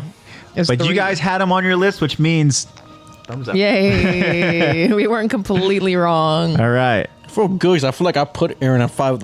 Yeah, you did. Yeah, you had him at 5, even though you said, I know that he's the main character, but I'm going to put him at 5 because I feel like there's better characters, right? That's what you said. He's a very unique character. Yeah. A lot of good things. Main character. But Attack on Titan is such full of like unique, amazing characters, so it's hard to rank them. Yeah.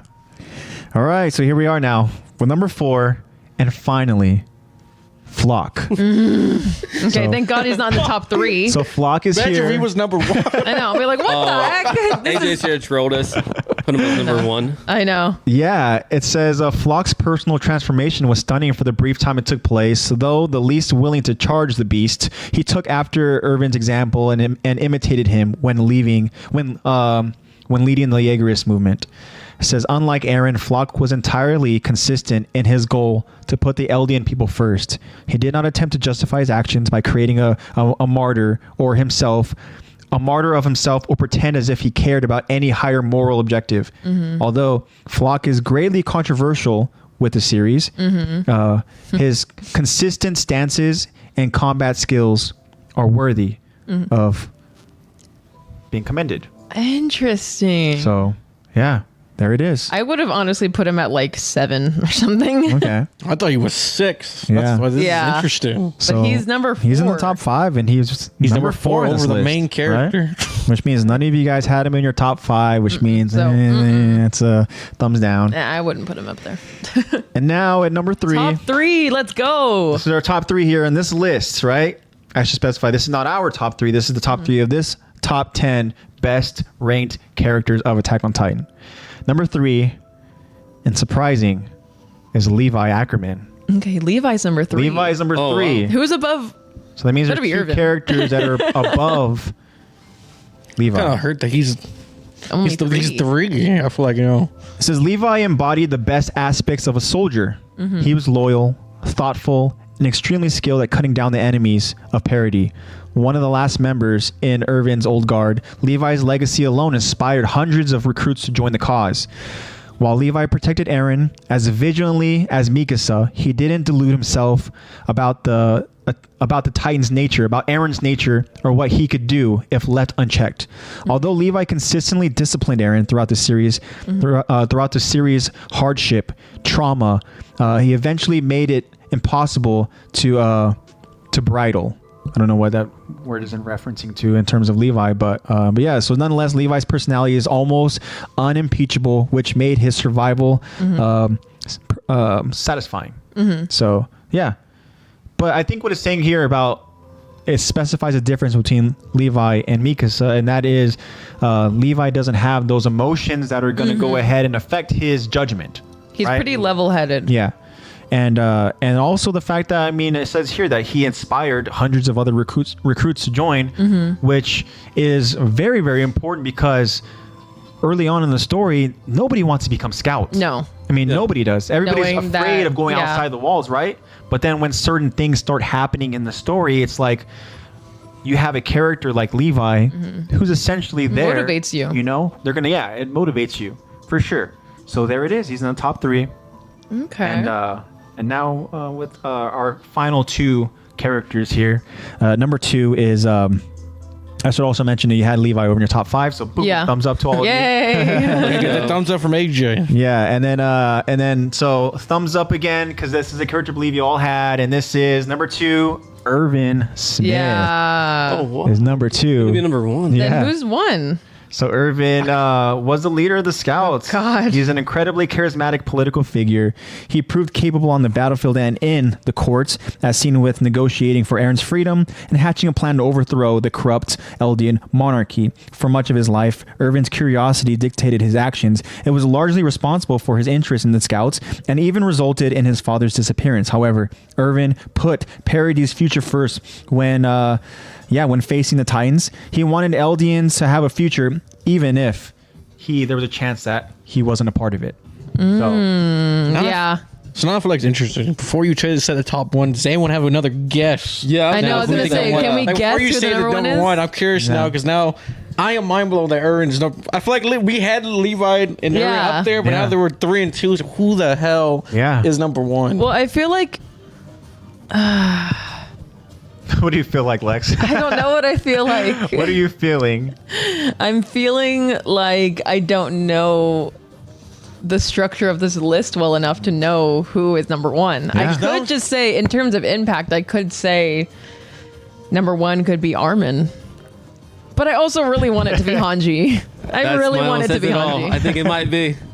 I really want it to be Hanji, but I think it's your boy. I You think think it's it's my guy? Armin. Anyone else Alright. have any other It's guesses? a plot twist. This is AJ's No. list. That's why I know. Armin's List that number I I know. 1. Actually, yeah, this is Ages list. So No. This list itself was over from www.cbr.com. Okay.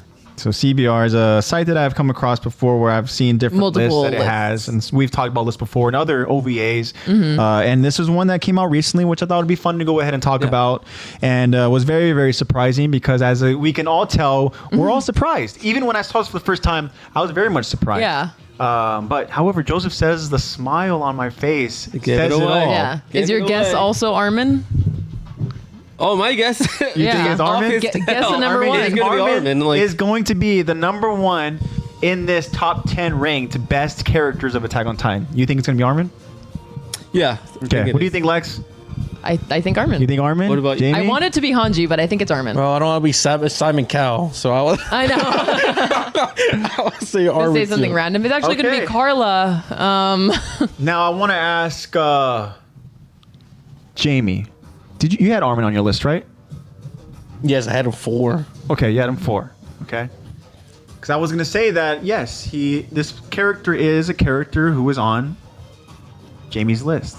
Oh, Is it Rhina? Is it honorable mention? Wait. Is it Rhina? Is it Rhina? Is Rhina number one? At number 1, we have Rhina Braun. No way! Hey, Good job, the honorable Jamie. mention. No way. I didn't have Rhina anywhere on that mine. I told you that you had 2 characters that are not on your list. Hanji Oh. and Armin. And Armin. And I told you you had 1 character not on Yeah. your list. Armin. Whoa. I told you you had 1 character not on your list. Armin. Yeah, Armin. It means So secretly, Armin. that Armin and smile's Hanji. breaking, AJ. Like, Yeah. You know what? No, he's just I an was actor. surprised. I Yeah. was very, very surprised that Armin was not on this list. Yeah, Armin or You know? Hanji aren't on here. Yeah. And Flock is. What the heck is that? Flock Flock is. and Kenny are. Yeah. Very, very strange. But His story is on there. Rhina How is is the number story 1. above- anyway. Congratulations. 1 thumbs up I for know. Jamie. All Hey. right. So the reason why I put Ryan as the honorable mention was Lexy said like Hanji, the red hair girl with glasses. You said her, and then it made me think of asking you. I moved the mic.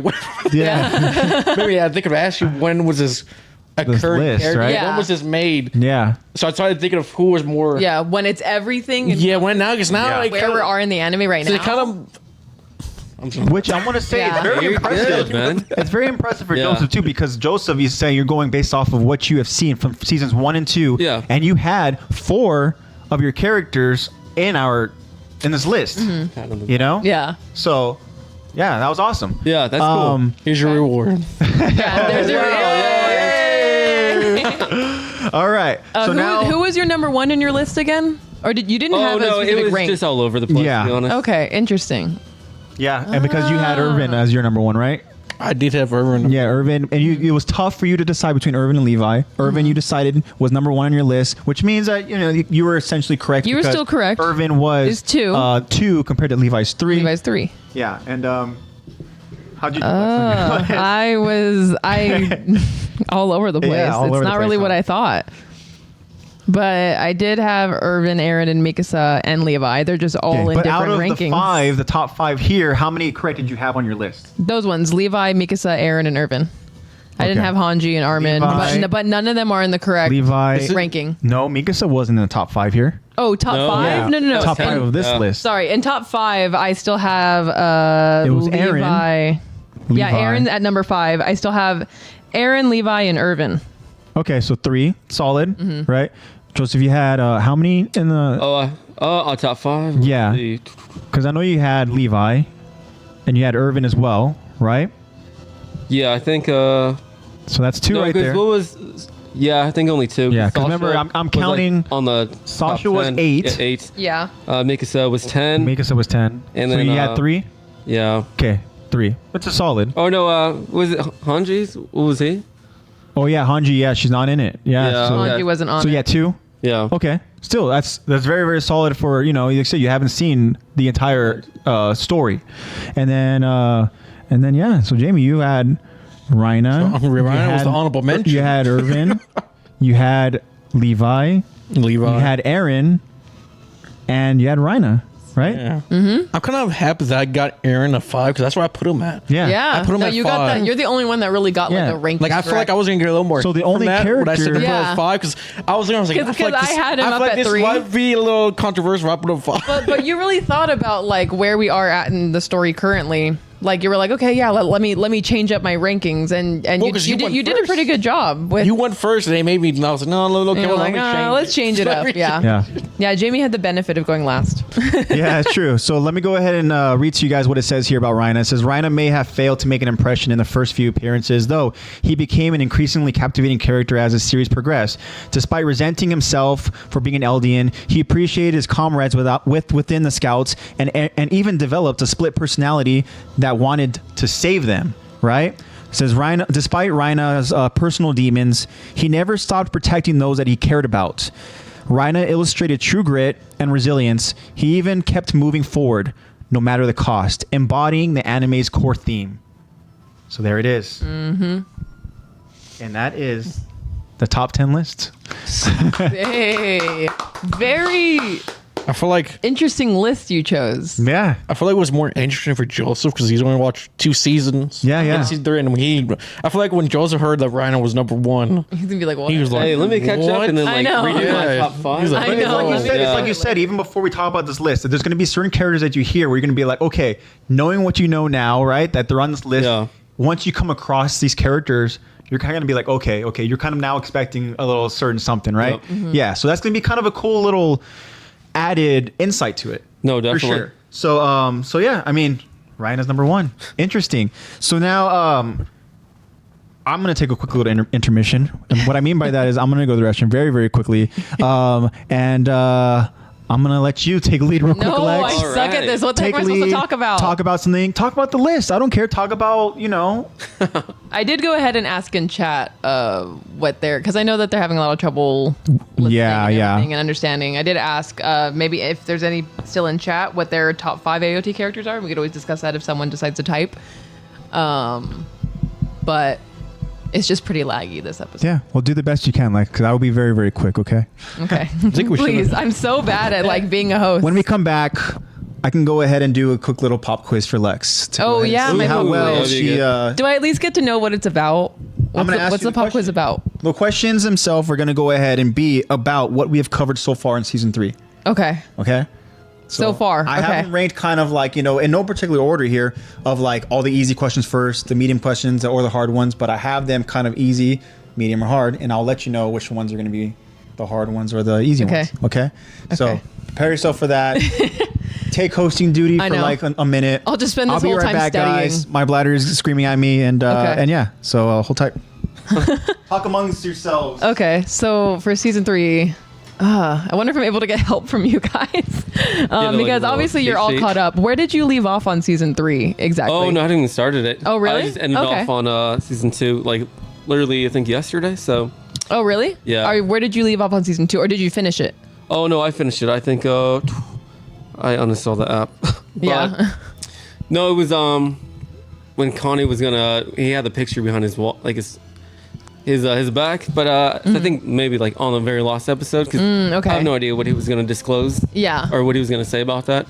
Interesting. Okay, well, hopefully this pop quiz does not spoil a whole lot for you, but I feel like it's going to be all more general questions, to be general, that there's going to be a battle, and that not this person does this, all specific. There's always a battle, so I know. It's all good. Hopefully it's not that specific. Oh, this person dies, and this person does this, and this person da da da da. I'm still in disbelief that Megasa is 10, Flock is 4. I know. I was like, why is Flock made it to the top 5? And like you were saying when you asked us before, you're like, oh, what do we how do we feel about Flock? Because Flock is again one of those characters that a lot of people have.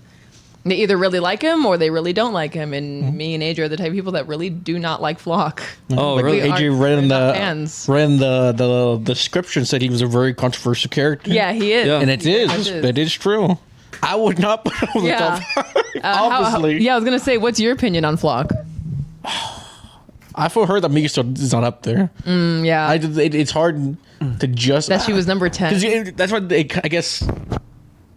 In the later seasons, things. But I do feel like Mikasa should not have been. We all had the same reaction as soon as AJ was 10, Mikasa. We were like, what? Yeah, that one surprised me too. Because I feel like she's such an important character. I feel like she has. When she's on screen, she's very important to what happens. She has a strong presence to her, for sure. She's also just strong in general. You notice her what she's doing, her plans, and And you can't help but just to be impressed. I know. Top 10. I'm going to email Very this surprising. website. I liked seeing your guys's, almost like your guys' minds a little bit working when we're getting close to that top 5, right? And then we weren't getting Flock's name yet. You know? I know, Jamie, you were like, where's Flock going to be at there? Yeah. Where's he going to be at? 6. I know, yeah. 6. Same. I thought it was like, hey, yeah. Some people really do like Flock, so. Yeah. So I heard you guys talking about the questions and what they may contain. I know that obviously it's season 3. I know that Joseph hasn't seen season 3 yet. So, but yeah, it is very, very descriptive. There's a lot of details. Let's talk about some spoilers. And okay. No. I'm kidding. No, gotcha. No. He was just like, okay. No. The Right, questions. Joseph, it's time for you to leave the room. I know, we're actually gonna kick him out. I know. The questions aren't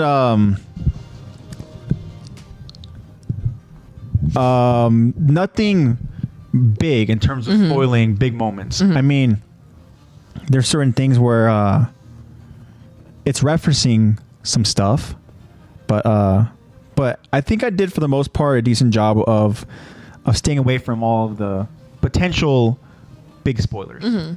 So, especially with where we are currently in the story, there's not a whole lot of like big spoiler stuff that's going on. yeah, true. I was even worried when you were doing the top 10, when you was doing the details, I was like, oh, hold on. Yeah, wait a minute. I know when you were reading off why they are, I was like, So, are we ready to see how well Lexy has retained what we've talked about so far in many season questions are 3? there? 10.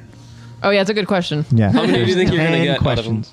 Ooh, Do you feel confident I think I'm gonna get a C. in recalling what? Do you think you're gonna remember what we talked about? I think I'm gonna get 7 right. 7? I think I'm gonna get 70%. Then I'm Oh. gonna get a good C. Okay. C's get degrees. Guess we'll find out. I'm a good C student, So, are you ready for the first question? as I'll ever be. First question Is this I one have easy, hard, medium? Is a medium question. Okay, we're gonna start All off right? medium. Got it. There's no warm up. We're just starting No. medium.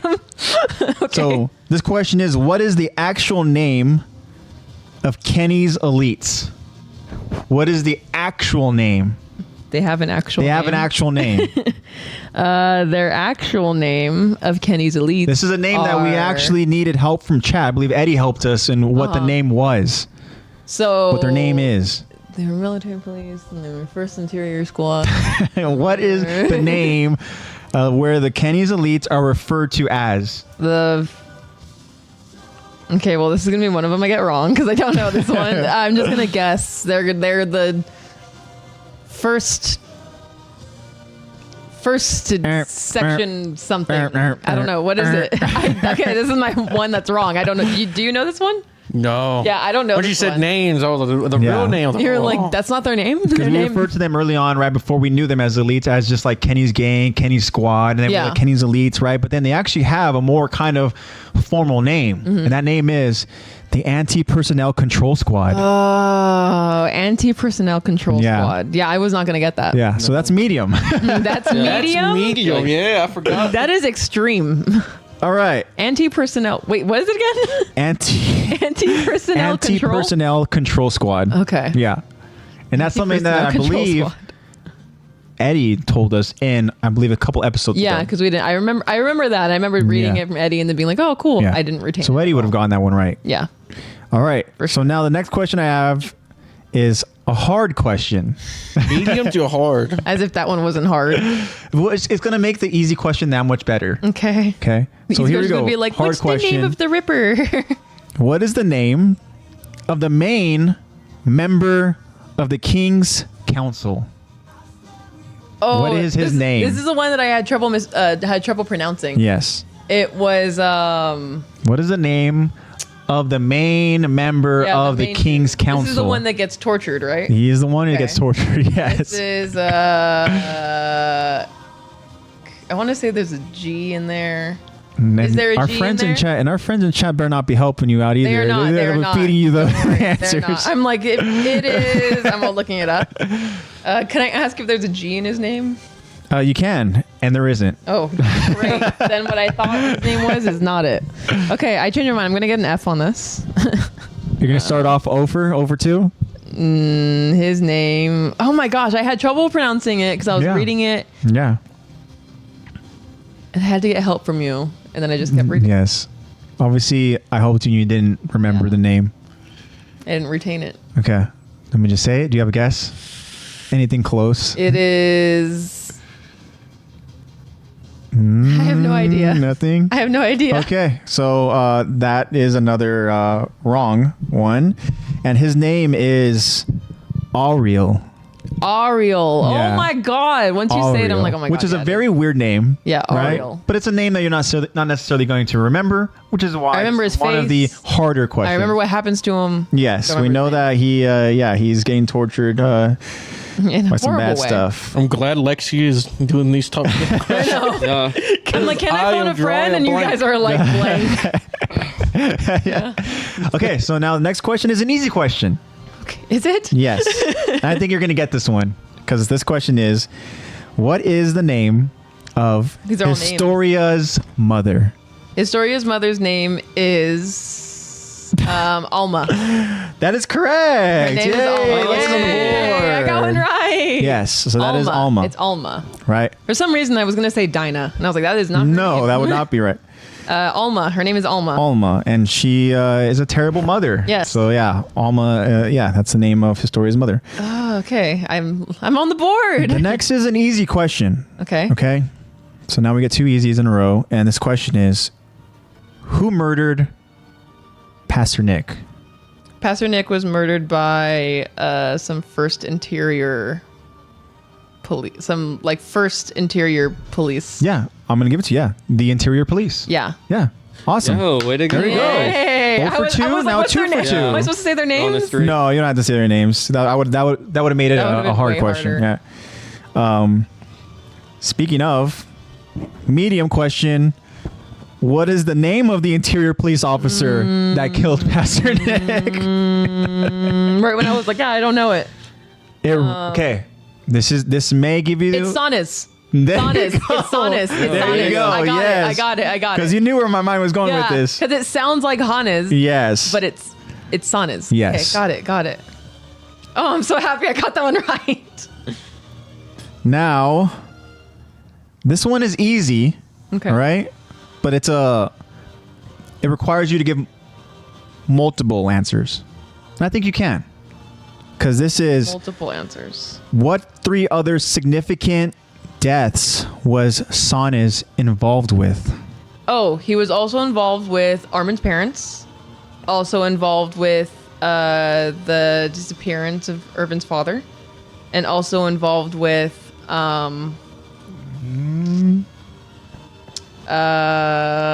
else knew too much? Also involved with This is the most tricky one. Also involved with. Wait, this is besides Pastor Nick. Besides Pastor Nick, Besides Pastor Nick. we see 3 other moments, Yeah. and the last one you're And I thinking can see about them too. was pretty much focused around an entire episode. Yeah. So it has to be with Rod Rice, right? Involving what? Involving. I'm not just going to accept it involves it Rod involves Rice. Rod Rice. I mean, Yeah. it does, but how does it involve him? It involves him with. Oh, they went to go. They killed Alma. Yeah, that's Yeah, right. That's they right. killed Alma, There's- yeah. Yeah, you got all 3 correct. Got it. Hey. Very, I was very like good. something to do with him. So far, So right now I'm. that's 4 straight in a row. That was 4 in a row. Yeah. Oh, okay. So I'm Yeah. 4 and 2 right now. Yep. So now this And is a there's medium 10. question. Yeah. Okay. Medium question. This is number 7. What is the name of Flagel's father? Dude, with the music too. I know. All It's all suspenseful.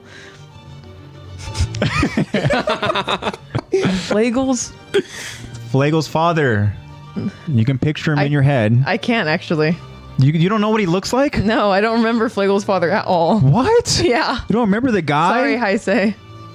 Really? Yeah, I don't remember Flagel's father at all. I didn't pay attention to our Flagel was on screen. I don't like that dude. Flagel? Flagel. Oh, Flagel. Yes. Flagel's father's name. You're hearing an Yes, FL yes. name. You're I was thinking thinking of Flock. Flock. I was No. thinking of Flock. What is Okay, it? Flagel's father Oh, Flagel's father. What is his name? merchant. Well, that's not his name, but I guess that is his title. That's his title. He has a company. is- The company is his last name. I know. This is a medium question. And you need to get the rest. No, you're allowed to miss one more if you're going for a C.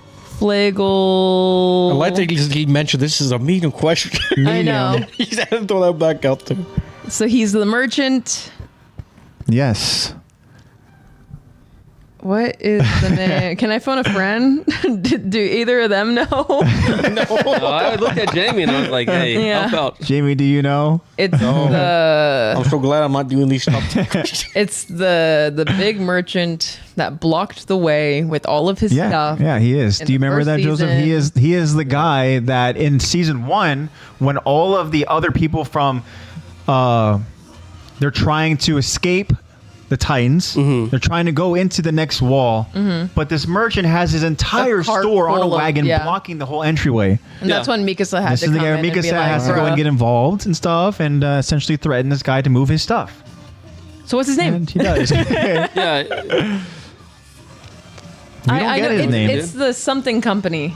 I told you that. Yes, he has a company, and then his name is in the company. It's his last name. Reeves company. Reeves is his last name. What is his first name? His first name is Think about it. Come on.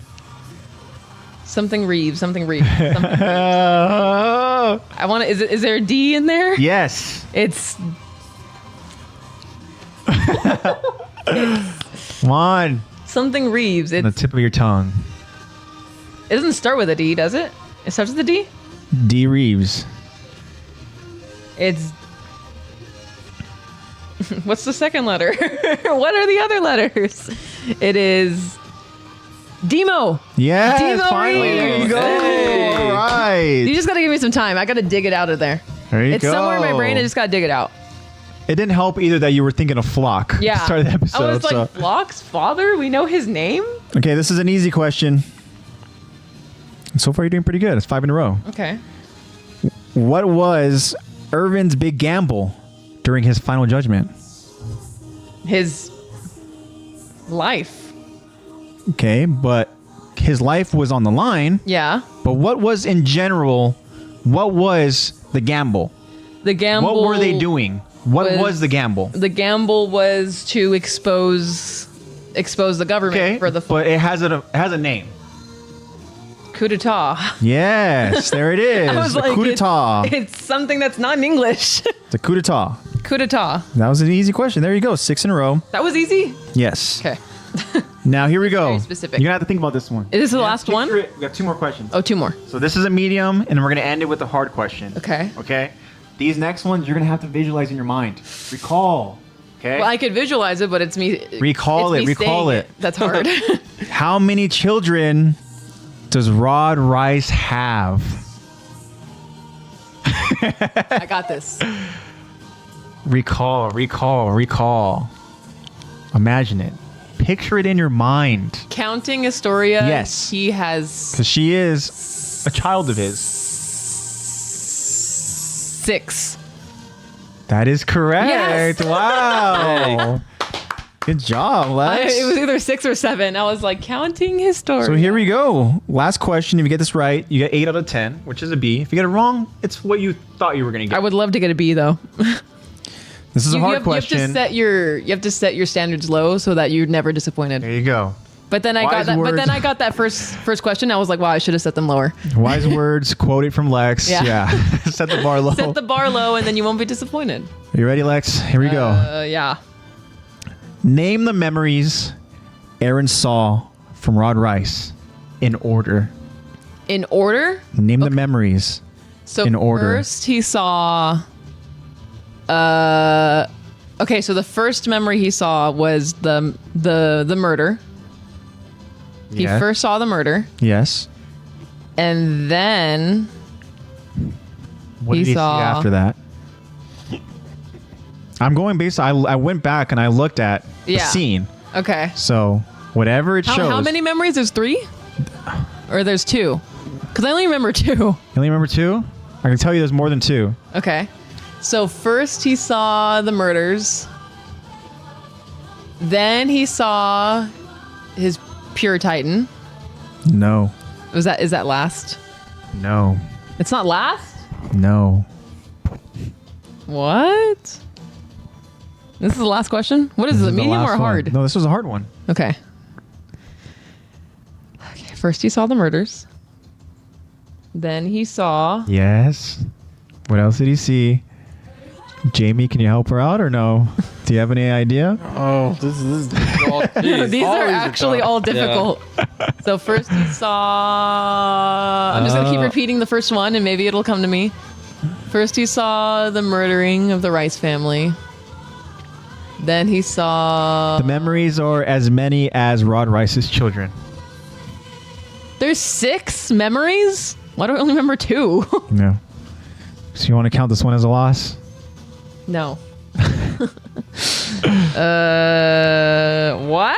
There's 6 memories? There's 6. I told you. I went back to go ahead and watch the scene itself. I knew this was a question I wanted to ask you. I didn't know it was going to be the last one and the most difficult one, but I went to go back, rewatch, saw the memories for myself, and then there's 6 of them. I knew for a fact there was 2 that you weren't going to remember. So I figured this is one you were going to get wrong. Thanks. I only remember 2 memories. I'm trying so hard to remember any of the other ones. Okay. What do our friends think here listening? Should I just go ahead and chalk this up as a loss for Lex? I don't know. Oof. No, C is passing. C's get degrees. So you're only able to get 2? Yeah, I'm only able to get 2. Okay. I don't remember any other memories. So you got the first one. If you said it, I'd be like, oh my God. You got the first one, right? The murders. Mm-hmm. The chapel burning was the next memory. The chapel burning? Is that not with the murders? No. The first scene is when he sees, the Titan murdering, right? And then the next memory is the murderer outside of the chapel as the chapel is burning, right? Then the next one is Commandant Keith Sodus. Is when Commandant Keith Sodus is looking back, concerned and worried. Okay, I don't remember that at all. I figured the chapel burning and Commandant Keith Sodus was the 2 that you weren't going to recall. I was not going to remember. Right? The next memory is Sodus. The key. Well, it goes key and then... The next memory is the key. Injection. And then the Pure Titan. Pure Titan. Then it's the Pure Titan. Okay, key and then Pure Titan. And then it's Aaron eating. Oh. Yeah. What? Okay, so I didn't know that Pure Titan and eating were 2 separate ones. You can reason it however you want to reason it. I didn't know how we were separating them. So technically I remembered 3 out of 6. Okay. That's fine. But you got 7 out of 10, which is passing. Passing. That was 7. so difficult. Yeah. I wanted to make it tough for you. And you did. Yeah. Jeez, way to bully the concussed girl. Well, I mean, it's a pop quiz, Just to kind of, we're doing a little OVA episode. We're hanging out here, but I also wanted to see how well you remember what we've talked about so far, right? And it's also too to kind of remind. I couldn't phone a friend because obviously they were that difficult. But also it's so that we can kind of at least remember, so that when we continue going on next week and talking about, the story, I will very much know the details. Yeah, we are now kind of familiarized a little bit. Mm-hmm. Unless you somehow forget. Unless Lexy somehow forgets about it next week. Yeah, until I hit my head on something again. Yeah. All right. Well, that's the pop quiz. Good job, Lex. 7 out of 10. Congrats. Good job, Lexy. Tried my absolute best. Yeah. I was really digging deep in my brain. I only have a few more questions that I want to ask my cousins here. And it starts with something that we've talked about before in past OVA episodes. And I mentioned at the start of this episode, and that was the idea of having all these games now. There's like these, Fortnite has the kind of like battle royale type format. Hypothetically, if we were to go ahead and drop a bunch of different anime characters, right? And you want to go ahead and outlast and survive all of the other anime characters, who is the character you're choosing? Who is the character you're selecting to try to outlast from any anime? Any anime. Yeah. And I would like to go ahead and have you guys name and explain why you would choose this character. It's kind of a difficult question. Think about it for a little bit. I know that we've had... characters do you put in there? Just think about whatever potentially top anime there are, and whatever random 100 characters from different assorted anime we got in there. I mean, there's gonna be a lot of characters that I don't know. I know that for a fact. But yeah, just thinking about the different potentially top anime. If you even have an anime that maybe isn't a top anime, we think is going to be kind of an anime you guys enjoy watching, and you think this character is strong enough to go ahead and and has a chance to try to survive and outlast the other potential 99.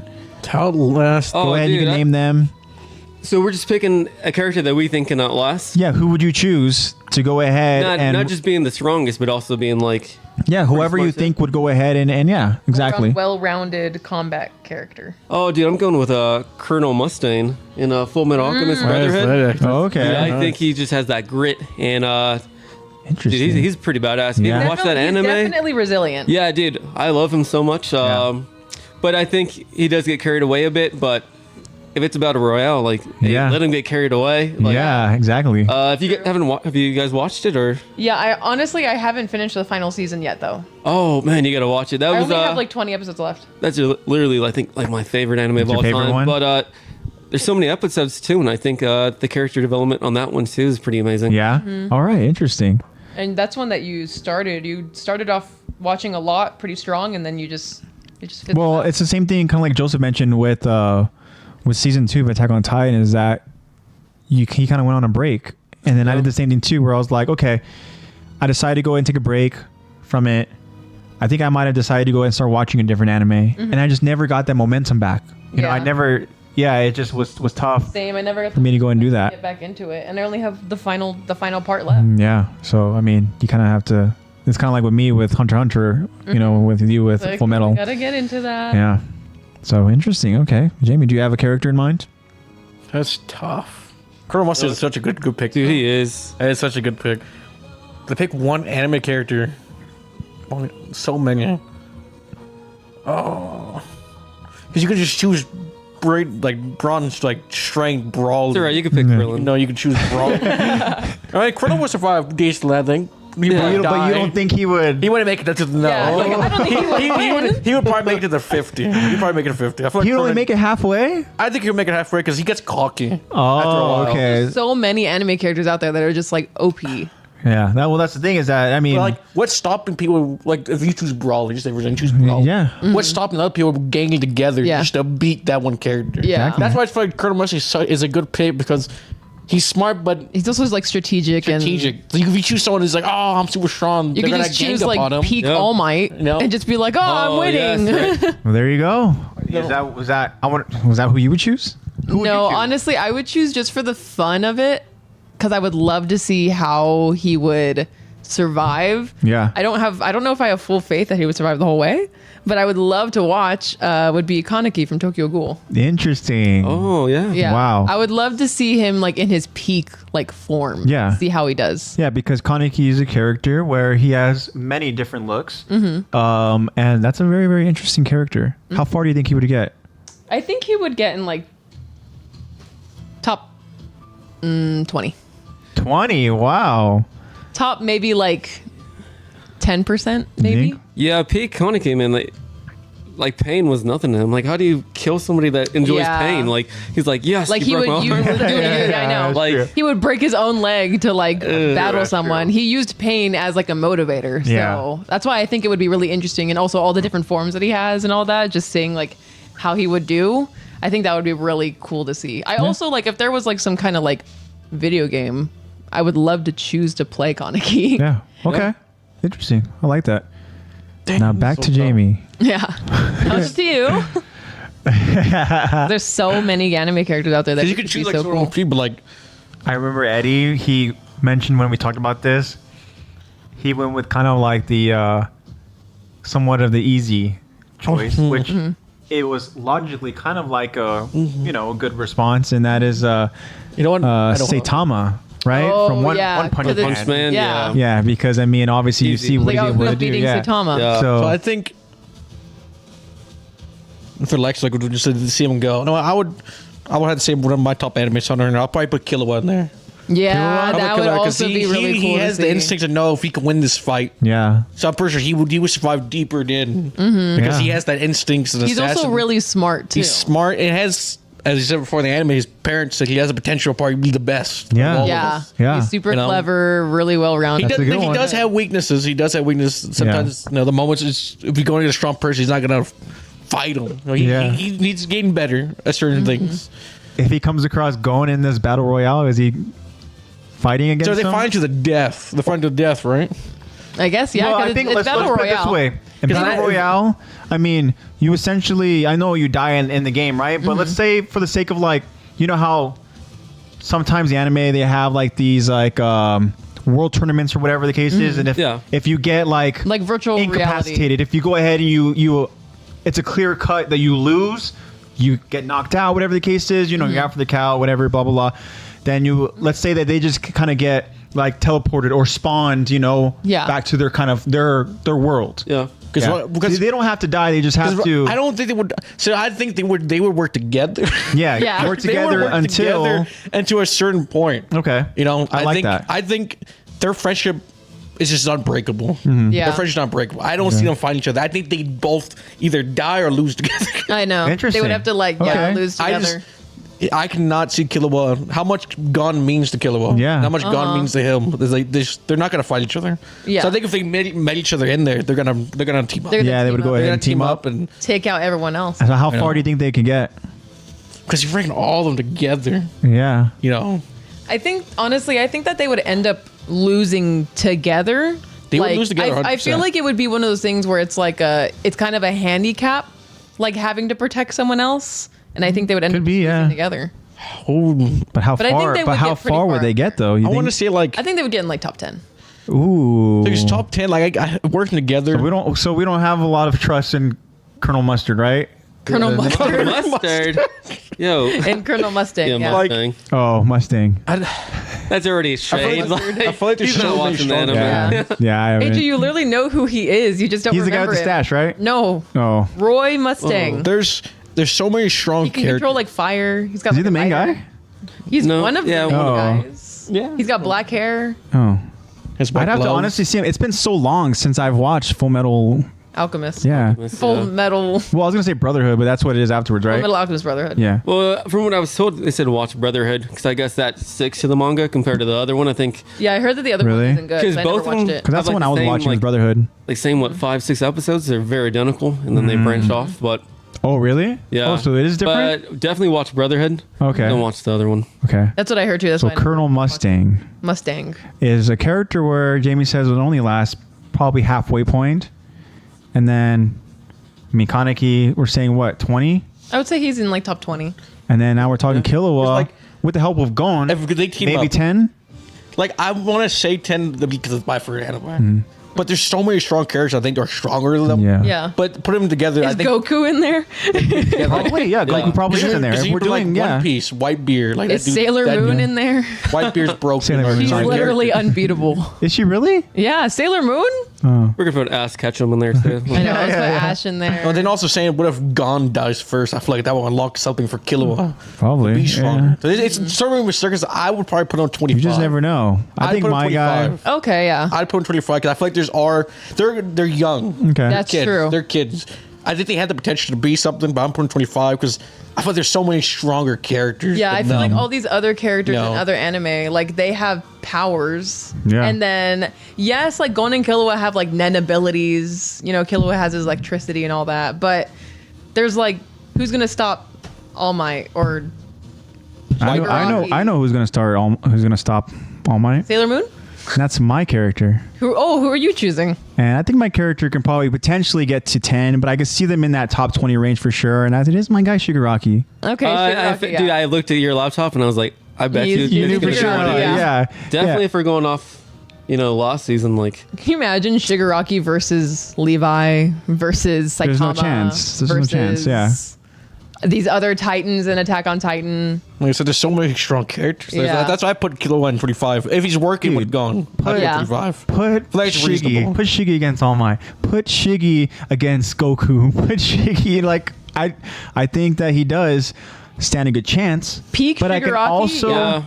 But I can also see downfall too if we've seen before in like even just in movies where, you know, if you have a character that becomes such a threat that you're going to have like other characters banding together. It brings back the topic we were talking about earlier. If you chose like Brawley, they're all gonna band together. Yeah. So essentially, I could have a potentially you bond over having a common enemy.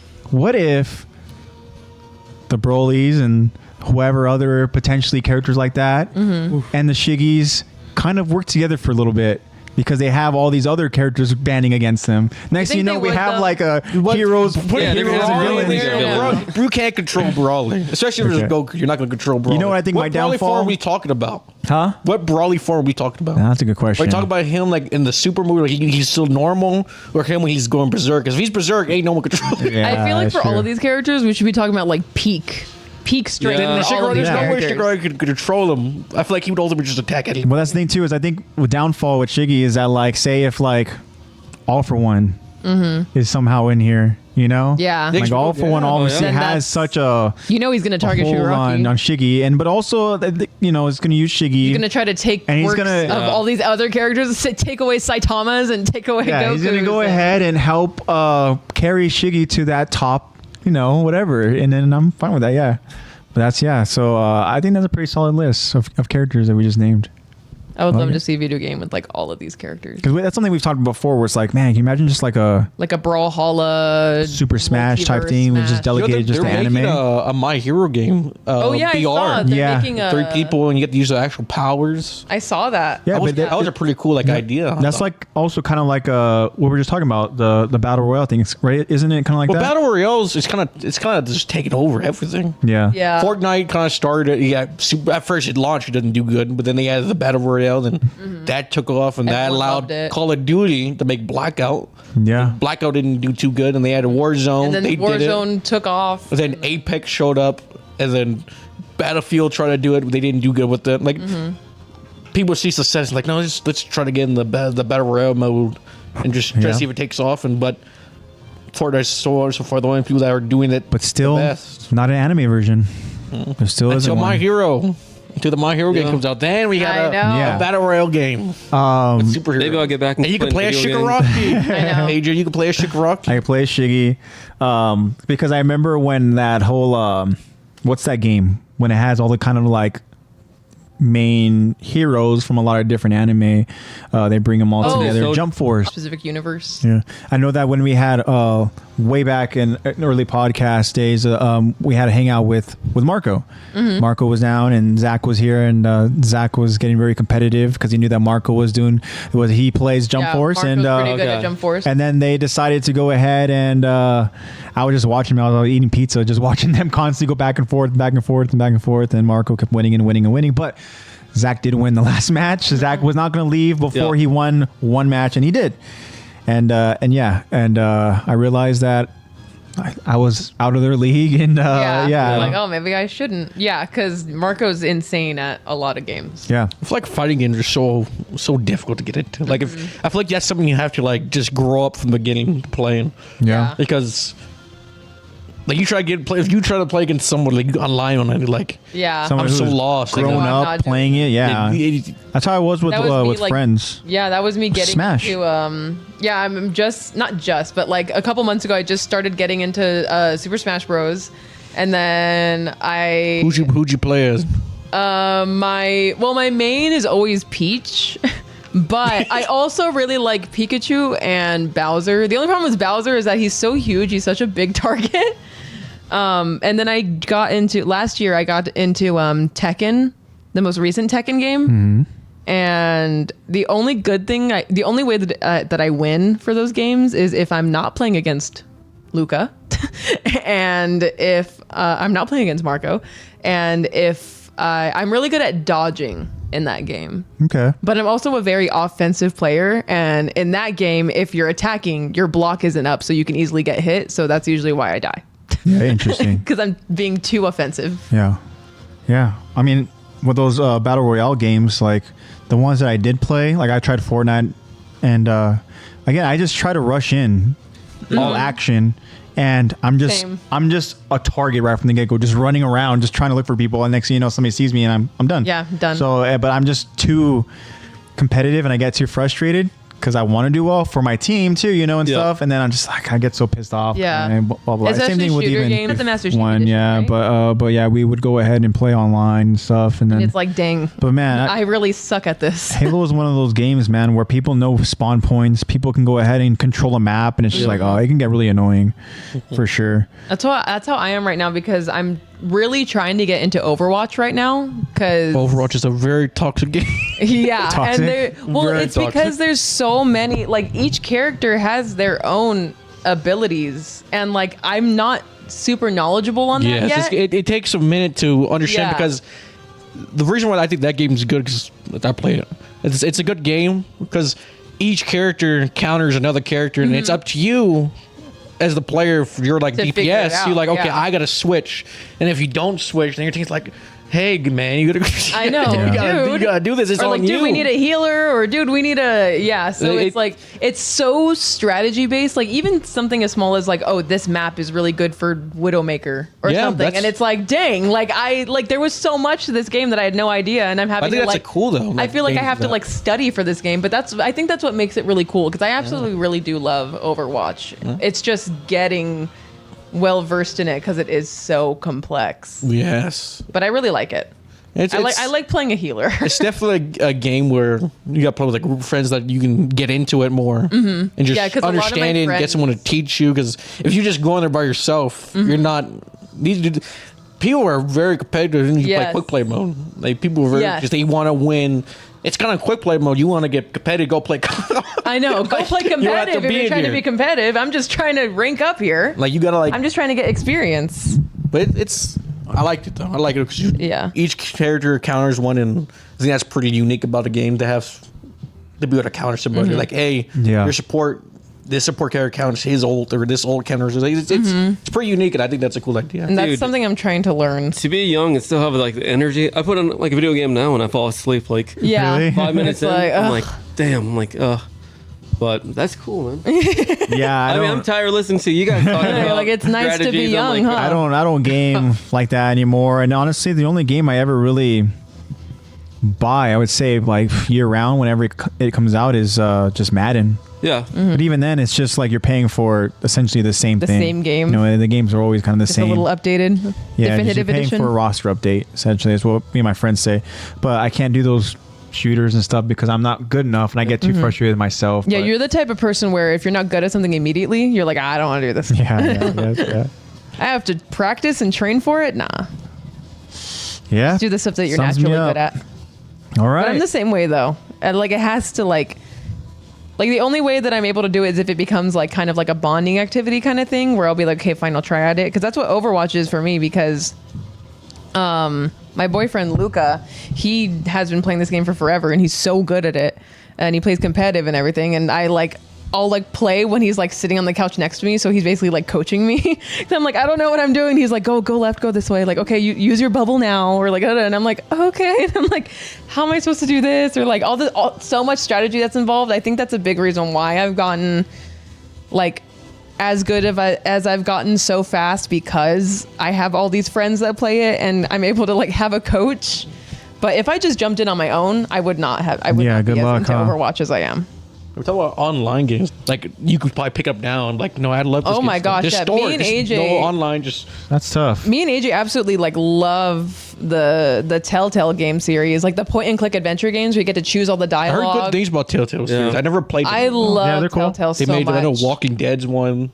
Actually, Yeah. my favorite game of all time is probably The Walking Dead. It's so good. I loved it so much, and it was so good for the time and everything. It was just like middle school me was obsessed. It's so good. Yeah, when you had me play that Wolf Among Us. The Wolf one, Among Us, all the yeah. different fables and all that. That one was really interesting, and we're still waiting on Wolf Among Us 2. I know. We just know that there is going to be It was a 2. announced like I swear like 5 years ago. I or know, something, and we're they're just- still like, we're still working on it. because Telltale, the game production, The developers, yeah, they like went under or whatever and stuff. But then Yeah, they something basically happened went where out it of got- business. Yeah, I mean, and then it got like I don't know, certain projects got brought back to be worked on. I don't know. It became a weird thing, and I'm Because they were in partnership with another developer called Skybound Entertainment. So a lot of the Telltale workers that lost their job moved on to Skybound. So did the project. So all of them got pushed back because Telltale went out of business. So we're still waiting for that sequel that'll slowly be made. That almost the final season of that Walking Dead game almost never came out because they went out of business. They were going out of business like while that game was coming out. And the way that they release their games is that it releases in episodes. Yeah, I've seen that. So it's like the last couple episodes almost never came out because they're like, we don't have the proper funding for this. Like some people are just volunteering like their free will to complete this game. Jeez. And it's like, it was at the point where it was, but it ended up being amazing. But we're still waiting on Wolf Among Us 2, and hopefully they're getting the proper funding. Hopefully it's worth the wait. Yeah. That's all I asked for. Same. All right. How long have we been going? I feel like we've been going a while. We've been going, so we started at 3. It is currently 5:39. Interesting. Okay. So almost 3 hours. Yeah. Do our friends have any other questions or nothing else over on chat? No, there was nothing. I know this was a tough watch, guys. A lot of people are, frozen right now. It's pretty tough for them. Just because, as I mentioned at the start, and we were even kind of curious how it was going to be, but with the connection and all that, which is fine. And we're going to have to make do with it. But yeah, I think we can go ahead and kind of wrap this episode up, huh? What do you think, guys? I think that sounds about right. Yeah. Talked about a lot, covered a lot. So upset, make us number 10. Would ya? Yeah, make us number 10. We talked about a crazy list. That's going to stick with us. Yeah, Lexy did a pop quiz, which you got a C on. Yeah. Those are hard questions, though. Yeah, it was cool hanging out with you guys. Cool, and I gotta say, like I said, I'm a big fan of the podcast, and just listen to you guys talk about the top 10 lists, and then like even the pop quiz. Like I didn't know the answers to it, obviously, but I thought it was pretty good. And like I said, I'm new to the podcast, and I gotta say, after listening to everybody talking today, I feel fired. Yeah! I've been waiting for that. That was such an iconic moment. I'm definitely fired up to watch like, future seasons, and it's gonna be awesome. Dude, Joseph, along too. You need to get on those seasons, man. Yeah. No, start watching. I think he feels very motivated now. What are you watching? What are you watching currently? Are you watching anything currently or no? Stuff. You need to have the time, to be able to go ahead and watch and stuff. But definitely, whenever you get a chance, continue watching Attack on Titan, because now when you knowing from this list, you're gonna go ahead and come across characters. You're like, okay, like I gotta go ahead and kind of keep an eye on. Yeah, for sure. Like I know. Now you have to decide whether you like him or not. Or yeah. Flock's an the whole interesting big deal is character. with Rhina being number 1, and exactly. Yeah, that one was a surprise to I think a lot of us. But yeah. We'll go ahead and we'll get to all the support in a bit, but you guys know we got to go ahead and do some shout outs. Go ahead and talk about some merch and art, starting with of course, our friend and our editor, Nate. Nate, you have your work cut out for you in this episode, my friend. It ended up okay. We'll see.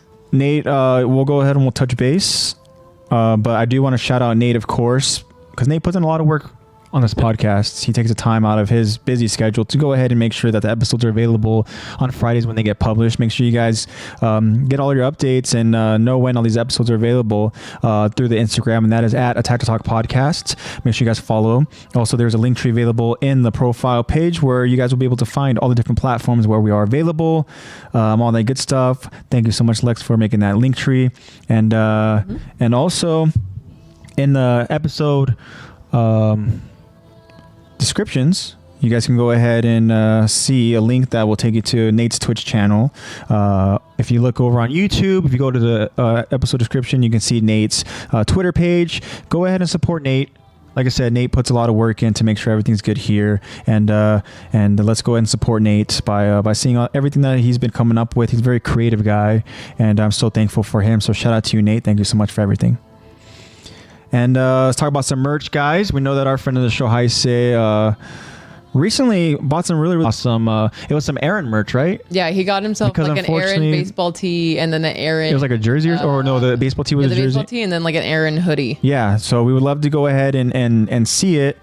I know they said there's no Flock merch. Yeah. He would love to get some Flock merch. Sorry, there's none on there. But yeah, and if any of you guys are looking to go ahead and buy some merch as well, like Heise did, like our friend Jacob, we have a couple ways where you guys can go ahead and do some browsing. And if you go to our link tree, which we just talked about over on Instagram at Attack to Talk Podcast, go to that link tree and there's 2 links. One of them takes you to Collector Sesh, 2 friends that we came across when we were over just having a good time with their family over at the Santa Fe Springs swap meet. Mm-hmm. And they're 2 awesome brothers.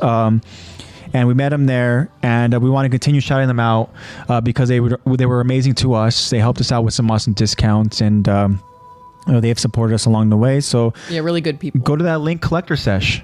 You can see them on Instagram at collector_sesh. They also have another Instagram at Geeky Statues.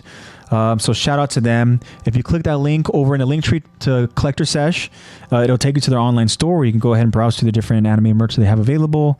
You guys have probably seen the different anime merch over around the room that we have where we usually go ahead and record. And more likely than not, that merch came from Collector Sesh.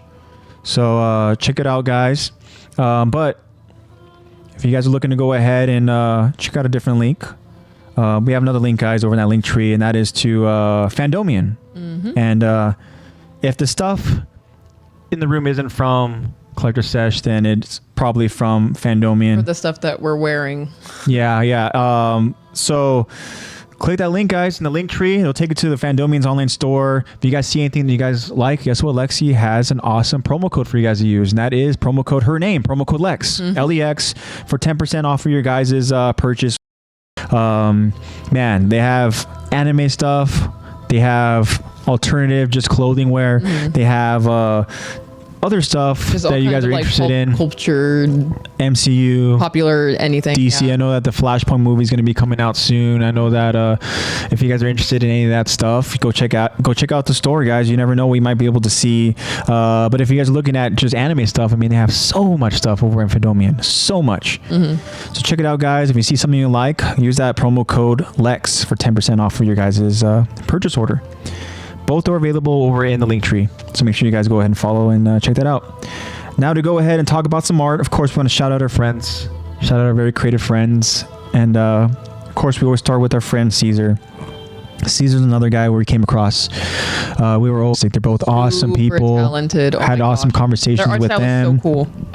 And yeah, it was super interesting, and their art style is really, really, it's really, really cool, guys. You guys need to check it out. You guys can go ahead and see Caesar's art over at his Instagram at art_of_Caesar_ArtofCesar. Check it out, guys. So you guys can see the different art that he's been putting out there. He's been just coming up with a lot of just really, really cool stuff. It seems like recently he's been coming out with a lot of different anime stuff. We've seen some recently in recent months, some awesome Attack on Titan art that Caesar's created. If you guys want to go ahead and see that, guys, check out his Instagram. If you guys are looking at purchasing some of Caesar's art, he has a few pieces available over at his Etsy store, and that link is also in our link tree. Click that link. It'll take you to his Etsy store. You guys can see the different, like, I believe he has 20 different pieces of art that is available for purchase. And go ahead and support our buddy Caesar. He's an awesome guy. And shout out to Caesar. And then, of course, our other friends. Shout out to Eddie. Eddie is another very creative mind. We've talked about him plenty in this podcast episodes, and it's because, I mean, he takes the time and he really supports us. We've talked about how he's a day one just supporter, man. He's been here throughout this awesome journey. He is promoted the podcast. He's brought some friends along. He's doing everything he can to continue to help this thing grow. And Eddie himself, man, he has some awesome projects that he's been working on. I know that he's very artistic with his art style, which is, we've talked about, which is similar to Caesar. You can check out his art over at his Instagram at artdejuan. Check that out, guys. He also has his Instagram at Eddie Hinston, or you can check out the different just YouTube content that he comes up with. He's come up with a lot of different YouTube videos of just trying to help out, whether it's with your style, help out with your lifestyle, or helping out with you, and if you're interested in becoming a skater. I know that he has some awesome tutorials there on skate videos, and he also has created some awesome Attack on Titan related edited videos, which is really, really cool to see. Animated music videos. So check that out, guys. Go and support our buddy Eddie. He's an awesome dude. We're thankful for Eddie, a member of our Tech Talk Levi Squad. Another member of our Tech Talk Levi Squad and our TikTok social media manager, and we're so thankful for him and stepping up again and asking Lexy to go ahead and give me that TikTok, because that TikTok has not been touched in essentially a year. Long time. But since that, but Kyron's been giving it much love. Has been doing his thing, man. We've talked about it before that he's helped this podcast grow, and he's brought along some awesome friends like Jacob, who has been joining us, and we're so appreciative of Jacob as well. And it's so awesome that this community is growing. It's awesome. We love the love, guys. We love you guys' support, and of course that's why we're doing this. We want to go and support you guys, and if there's anything that you guys are interested in doing and creatively, and you guys want us to go ahead and shout it out, please let us know. We love to go ahead and shout you guys out, because that's what it all is here, guys. It's all love, we love the support. Newcomers that came today too.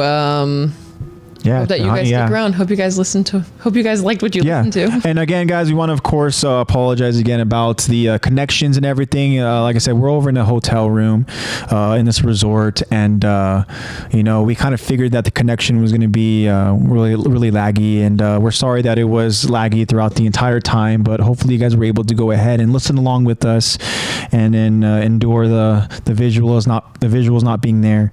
But yeah. So thank you for everybody that stuck around. As Twitch right now, we're just noticing that it's literally just like it's just but yeah, guys. So thank you so much again for all of that. Shout out to Kyron, because Kyron, we of course want to mention that he has been pursuing some photography. Check out his photography that he's been doing. He's been working hard on that. You can check it out over at his Instagram at Portraits by KA, or you can go ahead and see what he's been creatively coming up with over at the Tactical Talk podcast TikTok. So check that out, guys. I believe that is also available in the Linktree, right, Lex? Yeah, that is available. Yeah, check that out, guys. Available on the Linktree. Shout out to our buddy Marco as well, who's also coming up with his art. He's been, like you said, Lex, his art style has been doing like a lot of Berserk, right? Yeah, Berserk, and then do a lot of JoJo. But now he's doing a lot of Berserk. Yeah. But I really do like his art style. It's very detailed. And where can you find that art at, Lex? You can find his art at his Instagram handle is his name, Marco Mamone, and the first O in Marco is a 0. Yeah. So MARC0 MAMONE. Exactly. So shout out to our creative friends. You guys have anything you guys want to go ahead and shout out? Anything? Yeah, go ahead and plug your stuff. Yeah. Thank you to both of you guys. I mean, if it wasn't for both of you, I would never get back onto Attack on Titan with the hype's about. Yeah. And no, you guys make it fun. That's why I tune in every week, or at least the last couple of weeks. But you guys make it enjoyable. It's not like there's a couple podcasts I listen to and I turn it off and I'm like, I need a break from it. But this one I come back to and I'm like, dude, it's fun. And like, wow. Thank you so much for that. Thanks, cuz I appreciate the love and support, man. It's one thing I wanted to go ahead and tell both of you that it means a lot to us. That again, you guys are watching, enjoying it, because we do want to make it an enjoyable experience and stuff, and we're just so appreciative, and it's always a pleasure and a treat when you guys join us live in chat, because obviously it's been nice, and it's been just such a breath of just like fresh air of just being able to go ahead and reconnect with you guys and stuff, and I want us to continue obviously just having this awesome just relationship and stuff, and it was amazing obviously visiting you guys here and just spending time with the fam. We had an awesome karaoke night a couple nights ago. I mean, it was just awesome, guys, and I'm so thankful for you guys. Thank you so much again for joining us, man, and hopefully we're able to go ahead and an experience. It's been fun. It's been fun.